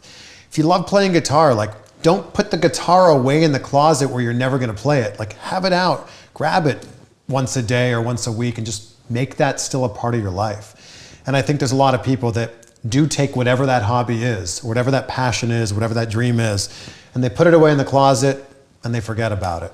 And I think that it's so important to just still make that part of your life, even if it's not your job or your career. I think that's brilliant. And to your point, don't put it in the closet. Don't put your guitars in the closet, because I would even do that. Like if I didn't, I have several lying around the house. One of them's in my bedroom because for that reason, I'm like, well, I could just grab this one right now, like. Yeah. How often are you playing the guitar? Because you said you play guitar. About once a week. Once a week? I wish it was more. Yeah. It should be more. My dog also hates when I play the guitar. Dog's like, "Arr!" Do you remember what the first song you ever learned on guitar was? Yes. Well, there's a few different answers to that, and that sounds weird, I know. Okay. So before I got my first bass, I had my father's nylon acoustic guitar. Nice. And the first ditty, I won't call it a full song that I learned on that, was the James Bond theme song. Okay, so you're playing on the one string, right? Yeah. Kind of thing. And I don't even know if it's a James Bond. They just called it that, but it was probably just like a spy idea. And then, that was basically to show my parents that I was serious about wanting a bass for my birthday. So got me the bass, and the first song I learned on that was Green Day, Brain Stew. So my first song was When I Come Around. Oh, nice. Day. And you did say GCD before we hit it going too, didn't you? But it was like the one string, like do do do do do do do do do do. And then my friend was like, you can turn those into power chords. I'm like, what's a power chord? Ooh, and it sounds cool too. Yeah. Then when I actually did learn like GCD, like the actual formations, it was Good Riddance by Green Day. Time of Your Life. The graduation song. Yes. Such a good song, dude. Such a good song. Yeah. So that was my first song. That's awesome, man. Yeah. What are you playing now? What's your skill level up to now? Not good. I don't know, like a 3 out of 10. Enough that when I was in a band in high school and college, enough that I could stand there in front of a very, very, very small group of people and confidently play, but my skill level's not great. More rhythm or solo? Rhythm, for sure. Yeah. But can you rip a solo? No. Okay. No, not at all. No, definitely not. I will just strum along and that's it. Yeah. Hey, everybody's got to have something. Every band needs a rhythm guitar player. That's for damn sure. I'm not good. I could not be in a band now. That's for sure. Well, we'll find out. You and I are going to have a little jam session. You'll be like, oh, you sure you were in a band? Nah, it's fine. It's fine. It'll be good. Oh, man. So we've kind of covered, we could go a little bit deeper, maybe at another time with the career. Maybe like, I want to know days. No, I'm just kidding. But like, it seems like there was a obvious goal in mind of what you wanted to accomplish, get away from the job that you didn't like, get into broadcasting, interning, all these things that, I hope people at home are listening to and who want to do something like Chris can take something from it, obviously, right? And then the trajectory of all the guests you've had. What's been one of your favorites? I mean, I know that's such a cliche question to ask, but I mean, you've had so many big people, not just in wrestling. You know what I mean? I've seen some other celebrities outside of wrestling that you've had that are like, how the fuck did you land that? Yeah, I don't know. What were some of the highlights on those? I think one of the moments that I always go back to is interviewing Tom Cruise, Mission Impossible Fallout red carpet. So it's the world premiere of Mission Impossible 6. It was in Paris, and the way they set up the red carpet was the Eiffel Tower was right behind us. So you're talking to arguably the biggest star in the world, really one of the last true movie stars left on the planet. And man, he is so present in the moment. Like there were thousands of screaming fans, of course, all kinds of reporters lined up, but he's talking to you like you're the only person who exists in that moment. And that's something that I'll never forget. So that was a really great moment. John Cena is fantastic. John Cena, the wrestler, is obviously great, one of the greatest of all time, but John Cena, the person, is just on a whole other level. He seems rad. Yeah, he's great, and he gave me a piece of advice during one of our interviews. It was just 3 words I'll never forget. He said, control the controllable. And it's a piece of advice that I will never forget. Because the idea that like you can't control what other people say, you can't control what other people do, but what you can control is how you react to what other people say and what other people do. Absolutely. So those 3 very simple words have stuck with me, but I mean, when I look across my entire career, I also don't know how I've been able to interview the people that I've interviewed, like John Travolta, Julia Roberts, Meryl Streep, Steven Spielberg, Morgan Freeman, Samuel L. Jackson, like the list goes on and on and on and on. And I selfishly just want to take a little bit from each one of those people and try to apply it to my own life. I love that you finished that sentence with that, because I think that's like the coolest thing about what we're doing here, is when you meet someone, being present for that reason, so that you have something to come off of it. Like you walk away from that conversation going, wow, I really learned something, or wow, maybe I just something as simple as like, wow, I didn't realize what a cool person they were, Yeah. And I think that's definitely something to peel away from, and why you should be present if you are going to do something like this, because you might miss some of those things, right? Yes. There's been a lot of musicians along the way too. I'm trying to think of how, all of them. Rick Springfield I interviewed. He was in a movie with Meryl Streep. Dude. 50 Cent, T.I., Lamb of God. Nice. I'm trying to think of some other like really big ones at that point in time. There was a lot. Well, what was someone that came off of the MTV2 thing that like later on, like maybe on MTV2? Amy Lee was a big one at that point in time. Oh, then she went on, yeah. That was it was 2006 and 2007. Right. So there were a lot of bands in that. James Blunt was huge. I got to interview him at that point. Yeah. Wolf Mother. There was a lot. Yeah. And when you're taken away from something in just meeting someone for the first time in your interview, maybe it isn't a 3-word quip or something that resonates that much. Maybe on another level, is there a handful of people that you weren't expecting to maybe spawn a friendship with afterward that you now have, and you could say, hey, maybe it's not Meryl Streep, but I could call up Meryl Streep right now and she's going to respond, Yeah, or like you could just shoot a DM to someone. Right. And they'll write you back. Like, that's pretty cool. It's cool. So what are some of the ones that like you pinch yourself about that you can still, maybe not at this point, because now you're probably friends with them. And I'm still pinching myself. When I saw that he was following me back on Twitter, I was like, he only follows like 400 people. Like, I'm one of them. And that's rad. That was a pretty cool one. when I was in Cleveland, there's two Cleveland wrestlers that I think immediately come to mind in the WWE world, and it's The Miz and Dolph Ziggler. And at that point in time, relatively early in my career, to have their phone numbers and to be able to like shoot them a message and say, hey, if you're going to be in town for Thanksgiving, do you want to come by the TV station and do an interview? And for them to just write back like, sure, man, I'd be like, oh, that's cool, look at that. So that, I think little moments like that. Yeah. Has there been any like friendships though, like that, like aren't always, hey, will you come do the interview? Will you do whatever? It would be like, hey, I see you're in town. You want to go grab a bite or something like that? Yeah, there's been a few of those. And like, I think the great thing about whatever your interest is, whether it's a sport or whether it's a certain genre of music or it's pro wrestling, I love that that brings people together. It's almost like that scene in Step Brothers. Did we just become best friends? Yes. Yep. Right? What, are you not going to get Randy Jackson's autograph? So I think it's those moments, right? Like I have an interview with John Cena next week that I set up while like by texting him, and it's like, how is that even a thing? That's rad. Like that's so, I can't believe that's real. Dude, I love John Cena in the role as the drug dealer in the one with Tina Fey and Amy Poehler. Did you see that one with their sisters? Yes. What was that called? I think it might just be called Sisters. I think it is. It's something like that. Everyone can fact check us on that. Oh, the comments is gonna be all over this. But the point is, John Cena's role in that was fucking so awesome. good, so good. Yeah, because you'd seen him in like some of the action stuff and like the I don't know the family movies, right? Yeah. He's done a fair share of those, but then he's also done like the Fast and Furious and things of that nature. He's got range. Yeah, he absolutely does. And so does Dave Bautista. Yeah, he's got dude. Bautista nails the role for Marvel's.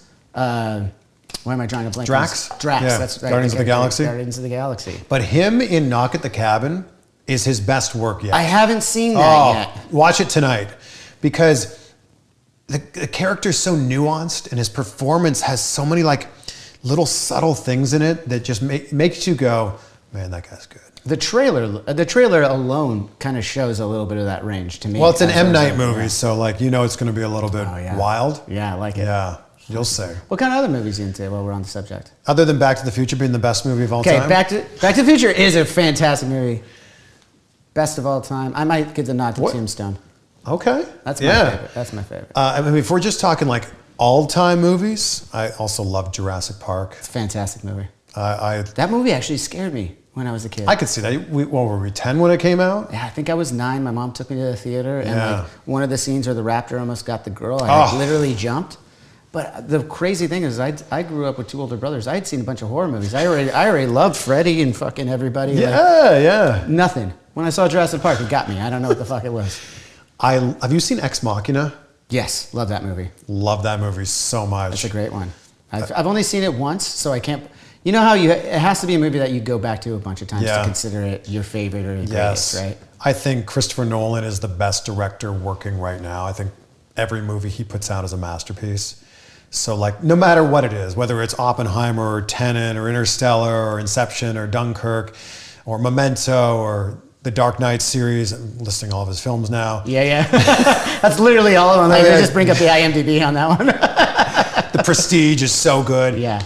I'm drawn into movies that when the movie ends, you're still thinking about it, you're still talking about it, or you talk to one of your friends who just saw the movie and you're like, oh, but that part, what did you take from this part of the movie here?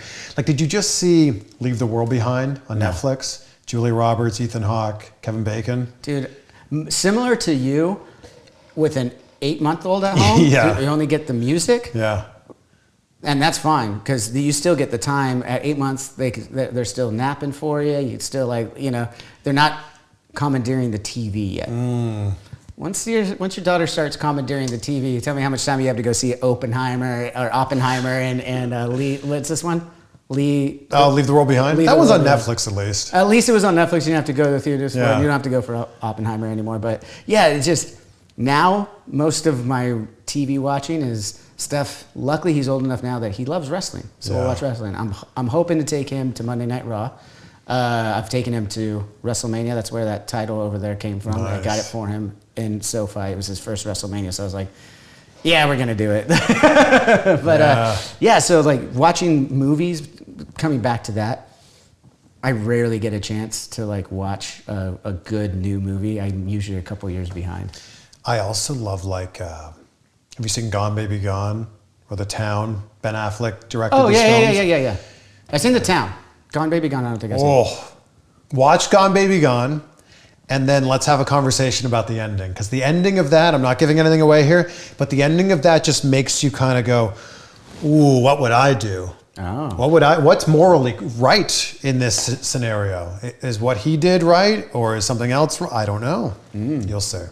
Well, that goes into morals, man. That's a whole other thing to open up.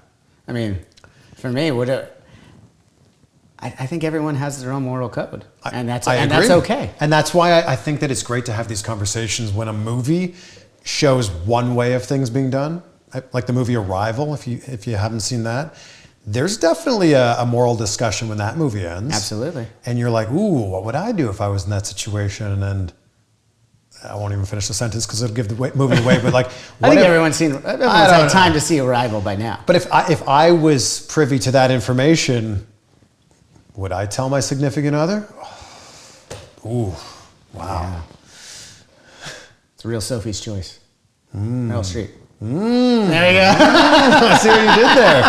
By the way, I don't know if this is going to come out before or after the Oscars, but Oppenheimer is going to win Best Picture, I think. Okay. Actually, I'm pretty sure. Yeah, I'm pretty sure it's coming out. Yeah.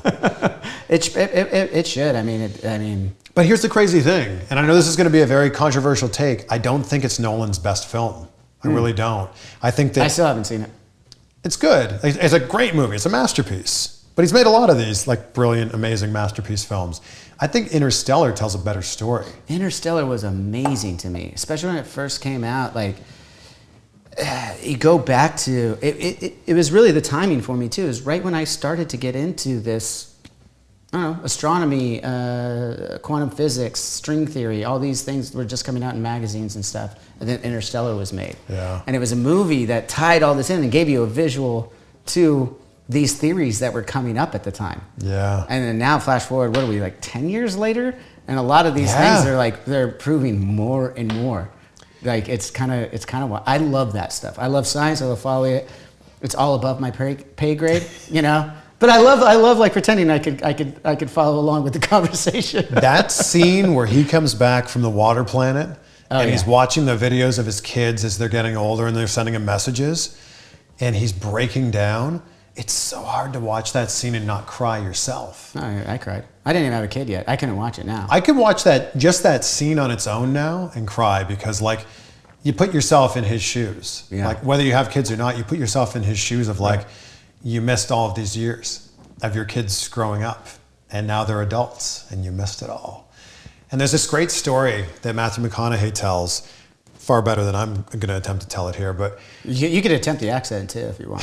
There was... all right. A Canadian doing the Matthew McConaughey. They were setting up the shot for a wide shot. Yeah. And he was so in the moment that he passed a note to, I think it was the director of photography, and it just said, "See you," like close up. Like if we're gonna, I want the first take to at least be a close up here, because he's gonna be in that moment. And they went, oh, okay, sure. So then they set it up again for the close up. And that's what you see in the film, is you see that his very first genuine reaction, actually watching the footage, and I'm like, my goodness. That scene just guts me every time. So, I mean, I imagine this is part of the interviewer in you, but you like follow up on these movies that you love and learn stories from the actors on it.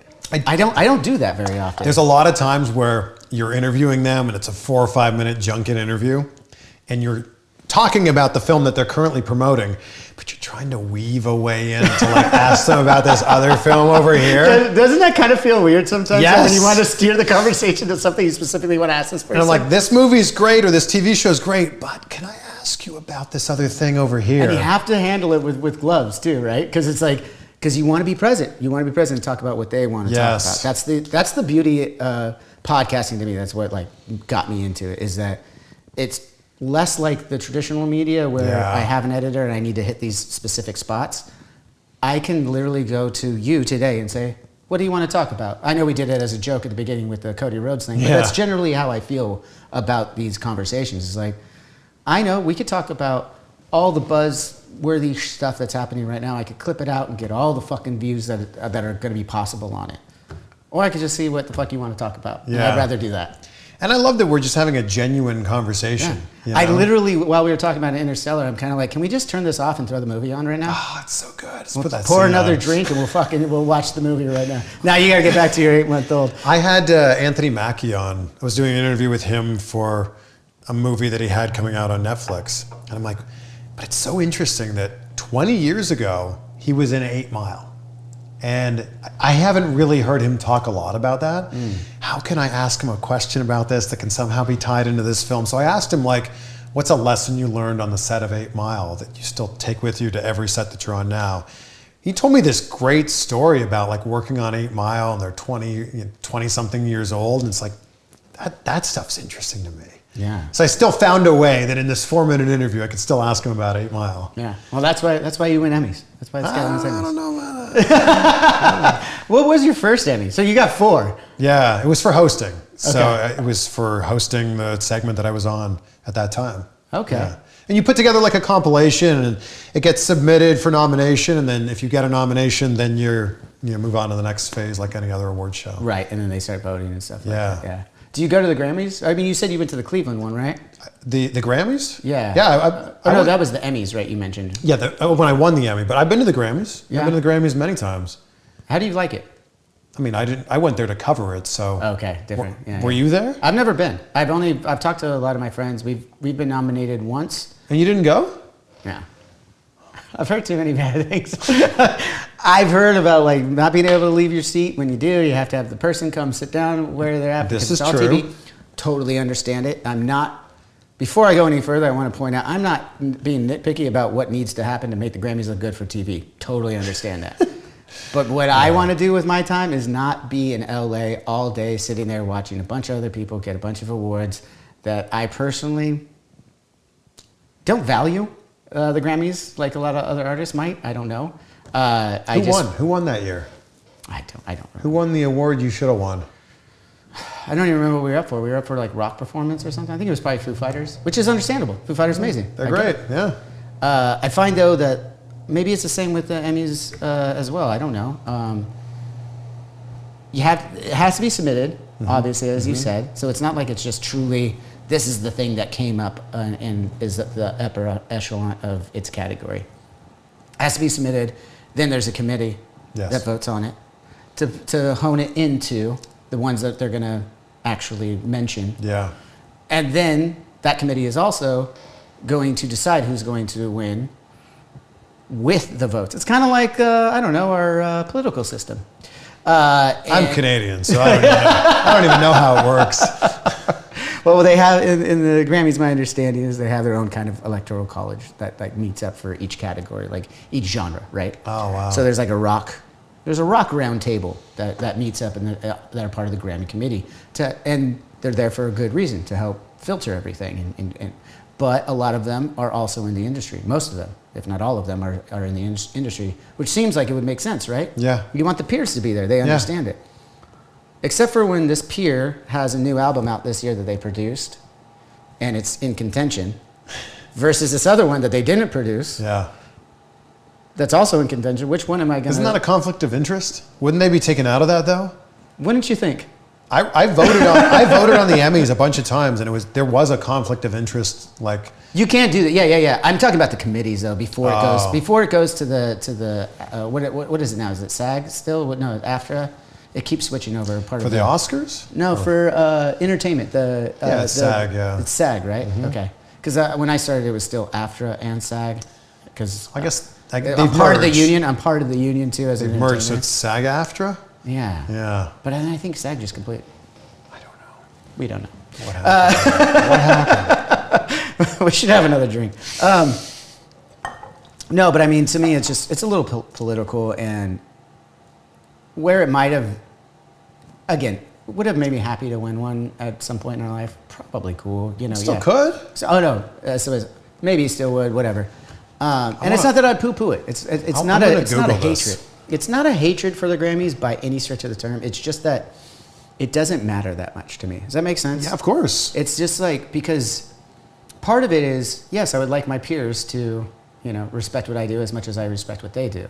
But the other time when it comes to voting and just standing up there to get like something that says something as objective as music is better than somebody else's is weird to me.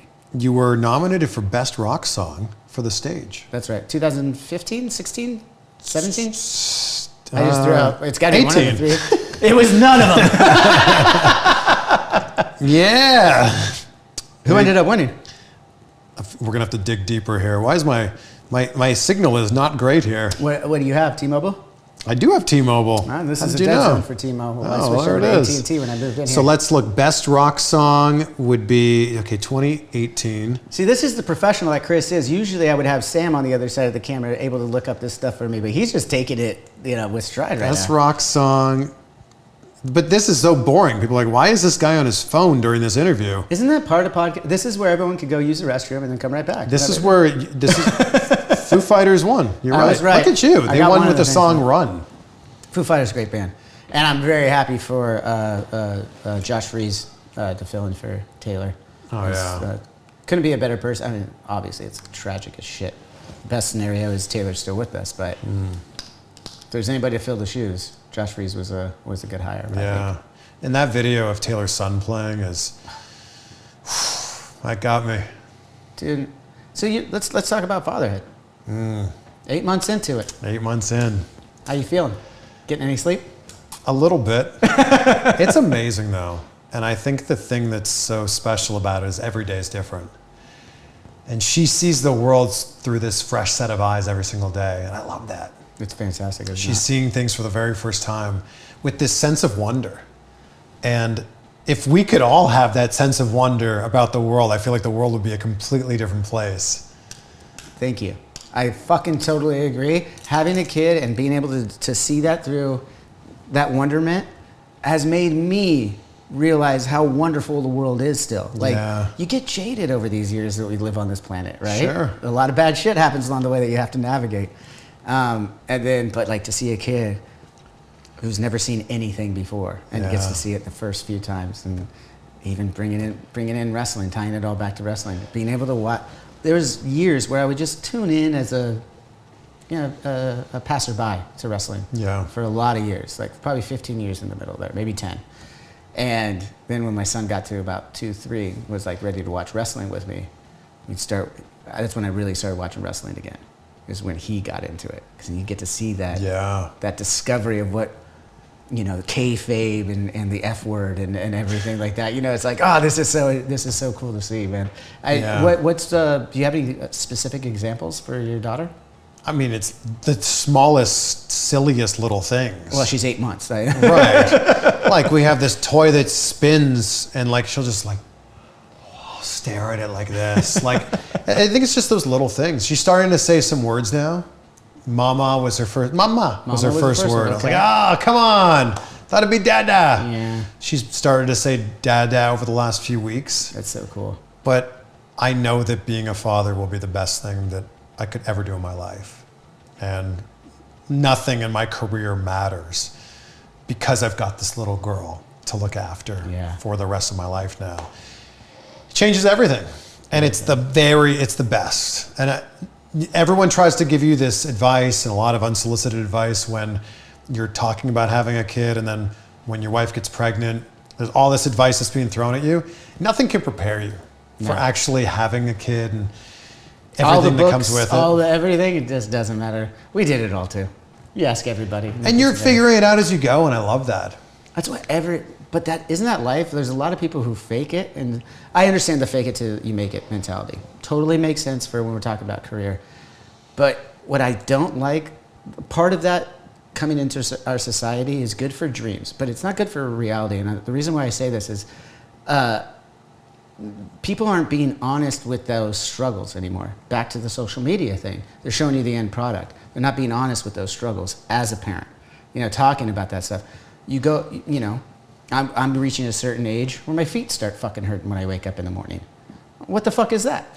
My parents didn't tell me that was happening to them. Like maybe you should take some precautions for it or anything like that. There's a lot of things that I think the generation before us and even now they're not being open with the struggles. Like, yes, it's beautiful to have an 8-month-old, but I know you ain't looking me straight in the face and saying you love every minute of it. Oh, no. There's some bad fucking times. Yeah, I mean, the first... And you don't know what you're doing. Back to that point. No one knows what they're doing. I have a belief that no one truly knows what they're doing in life. Because we just wake up into existence and are just told certain things and we just go with it. We just keep going and keep going and keep going. You don't really know. There's no real barometer, in my opinion. The first 6 months of our daughter's life was tough because she didn't sleep through the night. Still doesn't, but she'll maybe only wake up once now in the middle of the night. That's great. And to answer your question of how much sleep are you getting, the first 6 months, not a lot. Yeah. Because we'd put her down at 7-ish. And she'd wake up at like 9 and 11 and 1 and 3 and 5, and then we'd be up for the day. There was not a lot of sleep at all. And it's like, are we doing something wrong? Is something wrong? And it's like, no, everything checks out. She's just a baby. And a different baby. That's the other thing. Yeah. She's a human being.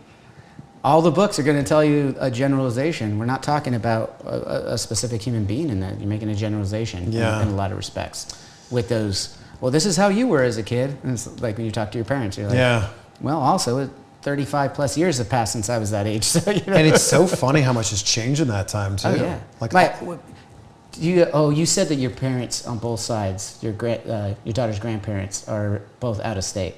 Yeah, everyone is. Yeah. So you don't get a lot of babysitting from the family then. Not at all. No one has babysat. Have you had it at all? No. Have you had any sitters at all? Not really. Wow. I mean, my parents were in town 2 weeks ago from Canada, and after Logan went to sleep, we went out, my wife and I, for our first date since having a kid, and it was incredible. It was amazing. We went out to a very nice restaurant, and then came back, and we're like, oh my gosh, she's still asleep. Maybe we could do this another time. But no, I don't think our daughter would go to sleep with somebody else putting her to sleep right now. Yeah. We're just not there yet. Yeah. And we have family. My family is close enough that, but like to that point, I wanted to ask you because for me, my mom would come over to do that very thing. When my son Frankie was, around 8 months, 9 months, whatever it was. And be like, oh yeah, I'll put him to bed. No big deal. I got this. And I'm like, well, do you know how to? Yeah, and of course, the mom gets insulted. Like, I haven't raised kids before. She's raised 3. I get it. But I'm like, yeah, lots changed since then. She's like, yeah, you just lay them down on their stomach. And I was like, no, you don't do that anymore. I'm like, okay, now I need to tell you what they're saying these days. It's amazing how much have changed. Like, my parents and her parents were always like, why is the kid not wearing socks? Let's put socks. Like, no, barefoot's like a thing now. Yeah. Like, so they can have traction when they're crawling on the floor. A lot of things have changed. Yeah. And I don't know. I don't know what's right and what's wrong, but all I know is what works for our kid. Mm-hmm. And that's really all that matters. That is all that matters. And the fact that you're there and you're present. That's the biggest thing as a parent to me. Because we're going to make mistakes as parents. Oh, yeah. It's inevitable. And you just hope that they're not the long scarring ones that maybe you still hold as an adult, from your parents. Because we all have it. Different varies, of course, But, at the end of the day, you're going to make those mistakes, but just being there to be honest with your kid, too, I think is a big thing, too. To be honest about your mistakes, to be honest when you did something right, to be honest when they have a question. You know what I mean? Like, I don't know about how it was for you growing up, but for me, there's a lot of, being the youngest of 3, there's a lot, you ask a question, and there's not a lot of time. So it's kind of like, yeah. And not a lot of honesty. Or if I venture a guess, it's like, yeah, that's right, when it's not, because they didn't know the answer. Instead of saying, I don't know the answer, let's go look it up. And again, it's not a slight to my parents because different times. Well, you couldn't just fucking do that. Yeah, you couldn't just look it up. Yeah, but like now, just being present, being able to do that, those are the cool things. I'm really happy for you to I relish it. Those. Yeah. It's fucking awesome. What? Are you reading books at night? To her? Yeah. Yes, every night. What's your favorite book to read to her right now? I mean, they're all, she's not really listening to them. But of course not. Just the voice. I like the Dr. Seuss books are fun. Yeah, they are. I like to pretend I'm rapping them sometimes. Because the rhyming pattern's so fun, good. right? It is. There's a book that I loved as a kid, a silly book called I'm a Little Dog. And my parents gave me that book so that I can pass it down to her. I read that one to her pretty frequently. It's just a silly book. I'm a little dog. a little Saint Bernard, and this is my friend John. I have the whole book memorized. That's awesome. So the fact that that thing that meant so much to me as a kid, I can now pass on to her, and she can decide if it's for her or not. Yeah, totally. But I've read that one to her a bunch of times. Yeah. We go to the library every Thursday. So the City of Orange Library has like they call it story time. Yes, I used to take my son to story time. Well, a different one here in Huntington at the Huntington Library. Yeah, so we go to story time every Thursday morning at 10:30, and then we take out 7 more books, and that's our books for the next week, and then rinse, lather, repeat the next Thursday. That's so rad. Yeah, it's been amazing.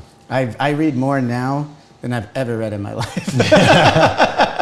I'm more of an audio listener. Audiobooks? Audiobooks. I do a lot of that. Podcasts, Yeah, everything. same. That's what I can retain the information better that way. If I read it, I find I have to read the same sentence a couple extra times to really retain the information. Yeah. I retain it. Don't get me wrong. There's times when I'm like, wait, what did he say? And I have to rewind. But it's not as often as like when I'm reading a book because I can just zone out sometimes. I feel like when I get on an airplane, I like to bring a physical copy of a book because it makes me feel like I'm doing something, like I'm accomplishing something. Like, and you want to look cool in first class when you got it. oh yeah. You know. I bring a book and I'm like, I am going to read 10 pages of this book, and then I'll buy the internet and do everything else. But I will read 10 pages before I buy the internet. Yeah. So, real quick. We're getting kind of towards the end of this thing here. I really appreciate the time. Oh, thank you. This has been great. It's been awesome getting to know you, kind of pick your brain a little bit. One of the people that's doing so well in this field that we're both a part of. Let's get back to wrestling, though, to tie a bow on it. More so what's going on right now in wrestling, right? Royal Rumble, you were just at, right? Yep. You flew out for it. How was that experience? I was watching here at home in this very room on that TV. You asked if I watched Super Bowl on there. This is a great room for that. It's a fun room. I watched it in the press box with Diamond Dallas Page. I heard that story, dude. He's the best. Diamond Dallas Page, I have a quick story on that one, Please. too. Met him years ago. We were doing I think it was the Fangoria Awards. We played, and me and Matt, who, my singer, big wrestling fans together, we're like-minded in that. The other guys like wrestling, but aren't the fans that me and Matt are, neither here nor there. So we know who Diamond Dallas Page is. He's there. We became friendly with him that night, and he's like, you know, I got a new movie coming out called Deadwood. Ended up being the name of a show later, but at the time it was a horror movie that he was in. And he said, come down to the Romans Chinese Theater. We're doing the premiere, so me and him went down there. We befriend him. He's an amazing human being, as you know. And then flash forward like a month later, we had a show at the Long Beach Arena coming up. He calls me. I'm living with my roommates at the time, just down the street in this little townhome. I'm in this dinky kitchen smaller than this bar. And I'm on the phone with Diamond Dallas Page, probably about 20, 21 at the time. And I'm like, this is fucking incredible. Yeah. He's like, hey, man, you know, my girl wants to come to this show, right? She wants to go to your show. Can you hook her up? And I mean, like, she's a really good friend of mine. You really take care of her. And I was like, whatever you want, bro. Whatever you want. Yeah. Give me the name. I'll make sure it's taken care of. Fast forward, the show happens. I got her on the list, but that show we ended up filming for a live DVD that we ended up doing. So there was a lot of moving parts, and there was no place to go and like bring this girl to meet. I don't know if it was his daughter or a friend or what it was. He just said girl, and I was like, I'm not gonna ask. So, but yeah, I didn't get a chance to meet her, whoever this was. And then I was like, I sent him an email later, and I was like, hey, I hope you had a good time. Sorry I didn't get a chance to meet. Crickets. I haven't heard anything from Dallas since. I'm sure this was many years ago. Yeah. But like, I was like, oh, I fucked that one up too. Just like the Cody story I told you before. I think you could follow up with DDP. Yeah, I know. I mean, through Darby and stuff, he's invited me over to right. DDPY over at his house if I'm in the area and stuff. And it's a heck of a workout. I've heard. I know a lot of people. He put me through the gauntlet. He's put a lot of people through the gauntlet. You've gone to the house and do it? Yeah, DDP's become a good friend. I've stayed at his house a few times, but the workout it's insane. It's next level. And I feel like DDP's going to live forever. Like he's doing all of the stuff for anti-aging and he looks phenomenal. He's 67. He can still lift his leg up over his head. He looks the same as I met him when I was 21. He's great. Yeah. So I watched the Rumble with him. I saw that he was in the building. I shot him a text. I said, hey, you're at the Rumble? Where are you watching? And he's like, oh, we're in some box. It's number whatever. And he sent me the number for the box. I'm like, well, how am I going to find that? Like, I barely found the press box. I said, oh, I'm in the press box. Didn't hear from him, thought that was it. Half an hour later, I feel a hand on my shoulder, and I turn around, he's like, bro, what's up? And I'm like, how did you even find this place? And I thought he was just gonna come in, say hi, and then leave. He ended up staying for the entire Rumble. I watched the Rumble with him next to me. So rad. And I'm like, it'd be really funny. We're going to the press conference after this. It'd be really funny if you came to the press conference, and if Cody wins, and I think he's gonna win. You called it before, huh? Yeah, I called it like a few weeks out. It just made sense with the story. Yeah. I'm like, it'd be funny if you asked him a question. He's like, oh, sure, yeah, sounds good. So he came, sat next to me at the Royal Rumble press conference and asked a question. Was it the first question? It was the first question to Cody. Okay, cool. That's what I thought. Bailey was the first person. But then when Cody got up, Then they went to Cody, and he was the first question. What was this question? Because I heard this on your podcast. You called him, or he called in. I can't remember. You had a phone conversation on your on Insight. Basically, they were in St. Pete, which was a place that meant a lot to Dusty. And he was just basically saying, like, what does this mean to you that this was such an important town for Dusty, and here you are now winning back-to-back Royal Rumbles? So he gave a great answer there. Yeah. I mean, he's got the history there, too. Who knows what happens now? I mean, this is a very contentious time. I'm loving it. Me too. This is fantastic. Real quick, I just realized I poured myself another drink. I'm okay. I thought so. I know you got drive and everything, but What is this, by the way? This is a seltzer made by the local brewery Four Sons that I do. This is my IPA that I made with them. They're right here in Huntington. Awesome. Now, this seltzer is a watermelon seltzer, but it's not the one that I made with them. It's a watermelon lemonade one. But okay. They ran out of it, so I just got this keg this week for now because it's one of theirs, which is fantastic too. That's great. If you wanted to try it, let me know.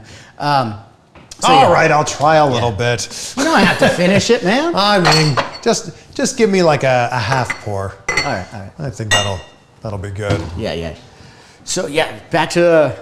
It's the most exciting time to be a wrestling fan. I think maybe in the history of wrestling. The only other time I could think of that was close to it was the Monday Night Wars. Cheers. Cheers, man. And the Monday Night Wars were great, but you didn't have, for better or for worse. Oh, that's fantastic. It's a good one, right? You didn't have all the noise on social media. Again, for better or for worse. You had people voicing their opinions for something, people voicing their opinion against something. But what an interesting time we're in right now. I actually don't know. WrestleMania is 2 months out as we stand here right now. Right. I don't know what the main event is. Like, Triple H... And now that it's 2 nights, that changes a lot of things. Triple H has not had a misstep since he's been booking WWE. Right. And I have the utmost faith in Triple H and whatever it is that he's concocted or come up with. But for them to slide The Rock into this storyline and make it Rock Roman Reigns, I don't know if it makes a lot of sense. Fans have obviously been very vocal about the fact that they don't like it. It's Cody's time. This is Cody's story to finish. We've heard that 1,000 times. I feel like there's something else happening here. And unfortunately, wrestling fans are not very patient. So they saw what happened last week on SmackDown, The Rock kind of inserting himself into this. And instead of going, all right, well, let's wait to see what happens on Raw and then the following SmackDown and see how this shapes up leading into Elimination Chamber and everything beyond that, they're just going, no, we need answers right now. And I just think we need to, it's going to be difficult, but I think we need to be a little bit patient. I couldn't agree with you more with the patience thing, but I'm also a little bit older than some of the wrestling fans that are on Twitter right now. Because when I look at it, I'm like, man, this is the journey. You're in the middle of the journey of the storyline. And the rumors were that this was supposed to happen last WrestleMania. Yeah, and look. And timing didn't line up, which would have made perfect sense. Hollywood, The Rock, everything. There was an angle there. Maybe they're going to try and bring back that same angle with the new, but now they have to adjust because it's a year later. But look, The Rock versus Roman Reigns is undeniably a dream match. Yes. It's just not the right time right now. Ooh, and I don't know. I disagree. I'm on the look, side. I want to see that match too. I want to see that match, but the build-up has been Cody, finish the story, back-to-back Royal Rumble wins. Like, it doesn't make sense that the winner of the Royal Rumble gets to main event WrestleMania and Cody would not. That doesn't make sense. Oh, I agree with that, if that was the case. I'm saying that I don't think it has to be so one way or the other. Yeah. I think there's a storyline in there that makes all of this make sense. I agree. And I think we just need to weight a little bit. I think I have a lot of confidence in this storyline that they are not going to fuck this one up. Like, they all know it. They all know what this is. Yeah. They all know what this means for the industry, for the company, for everything. This is huge to have a person like The Rock come back. Yeah. You've seen plenty of people come back, but if you got one bigger, you tell me, because I can't think of anyone bigger than The Rock coming back after having a hugely successful career elsewhere. And you could also make an argument that the Bloodline storyline this whole time has been leading up at some point, whether it was a year in or 4 years in like we are now, it was leading up to that final boss moment. Do you watch The Young Rock? I've watched a little bit of it. Okay. There's an episode in there where they allude to this. And I like, it was in and there's only been 2 seasons, right? I watched the show. I love the show. It's a interesting take on things, and nostalgia again comes up in it, you know. And one of the scenes though, like he's sitting there with it's the Young Rock sitting with his young cousin Roman Reigns, and they're watching wrestling, and I think they're watching WrestleMania. He's like, wait, or no, they're just watching wrestling, and Roman looks to Dwayne and says, you know, when are we going to get in the ring? Because this is right when Dwayne was just starting to thinking about being a wrestler after his college years and stuff. And in the show, the line was, he looks back at him and says, oh man, they only saved that for WrestleManias. And I was like, oh, it's happening, it's happening. And that was a couple of years ago now. So I've been prepared for this. Like, I love the Cody story too. I think there's obviously a way to tie it in, especially for those who are the diehard wrestling fans. If you really think about how they can go with those 2 families. You're talking about the Rhodes and the Maivia family. Like, you're talking about, like, this goes back to before we were born kind of shit, you know? Like, there is a storyline there that they can come up with. Yeah, I'm very interested to see how this all ends up playing out. Yeah. But I don't think that as we sit here right now, like, I think there's a little bit more to this than meets the eye. Well, that's what WrestleMania season's all about, from Rumble to WrestleMania. That's when you're going to see it all start to unfold, and like all the, did you see what happened last night on SmackDown? Did you see what happened last night on Raw? And it's been a long time, as a lifelong wrestling fan, it's been a long time since we've been talking about wrestling the way that we're talking about it now. Right? I totally agree. Yeah. I wasn't sure if that was just me because I'm into it again now as much as I used to be when I was younger. Yeah. But yeah, no, it feels that way. It's about as mainstream as it's ever been right now. Yeah. It's exciting. And that's, maybe you do agree or disagree, but I feel like that was even before The Rock was making his comeback. No? Oh, yeah. It's been about the last year. Like, something happened leading into last WrestleMania. I think I know what it was. It was Insight with Chris Van Vliet. Going all in on wrestling. That's it. Man. Well, I'm looking forward to it. I hope to see you on Monday for Monday Night Raw. Yeah. I'm going to try and get tickets over there and see. Hopefully by then I get on the list to interview a couple of people. Probably not Cody. Maybe. You know, but we'll see. Got to finish the story. Got to finish that bourbon story. That's right. Well, let's wrap it up. Like, I know on your show you do the things that you're grateful for.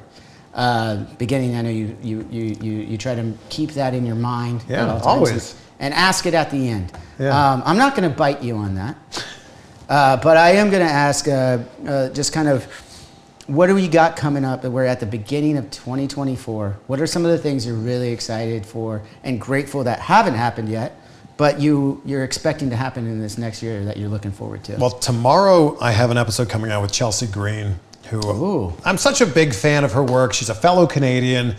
I love that she's back now in WWE, and her husband, Matt Cardona, is doing the most on the indies, and I love that. So that interview... Cardona's the shit, by the way. He's fantastic. I love Matt. But I'm really excited about an interview next week with a man that you cannot see. He's fantastic, and so that's one I'm looking forward to. And also just like every single day, I look... My whole idea of success, my whole definition of success is, am I excited for what I'm going to do that day? And then at the end of the day, am I proud of what I've done? That's it. And it's do that again tomorrow, and then do that again the day after that. That is what constantly drives me all the time.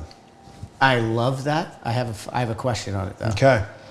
What happens at the end of the day for you? And the reason why I ask is that this happens to me too, where you feel like there are some missteps. But I feel like there's always great moments in every day. Right. And So you choose to focus on the great moments. Yeah, and I'm not saying that every day is a great day. Like, No. of course, we all have bad days, right? And bad things happen every day. But I would rather focus on the good things in that day and try to learn from the other things that maybe were bad moments. That's and the then key. pick it up and try to do better tomorrow. And remember that you can still go to sleep and start the next day learning from those bad things and what you could have done differently. Right, and isn't that what life's just That's all all about? it is, man. We're all making fucking mistakes all together. You're just trying to make them less and less every day. That's it. Yeah. And on that note, make less. No. Just leave it at make less. Make less. Of whatever. Money, Make less. Cut. friends. Yeah. Stop it right there. Make less positivity. Make it. Well, thank you so much, Chris. I really appreciate Thank your you. time. This man. was great. It's been amazing getting to know you, starting a new friendship, I hope, and I'll see you at Monday Night Raw and some other things. We'll definitely have to hang without the cameras, grab some drinks, grab some fun. And, See you there, my friend. I'd love to meet your family. I think that'd be great. Love to have Likewise. you meet my family. Yeah. And awesome, man. But before you move back outside of Yeah, Orange back County. to where the family is. Yeah. Which I totally can't. I would say you don't want to leave this weather, but I understand why. I don't. Look, I see palm trees out the window. But thank you so much, man. Thanks again. One more cheers, everybody. There it Thank you is. so much. Till next time, as always, cheers.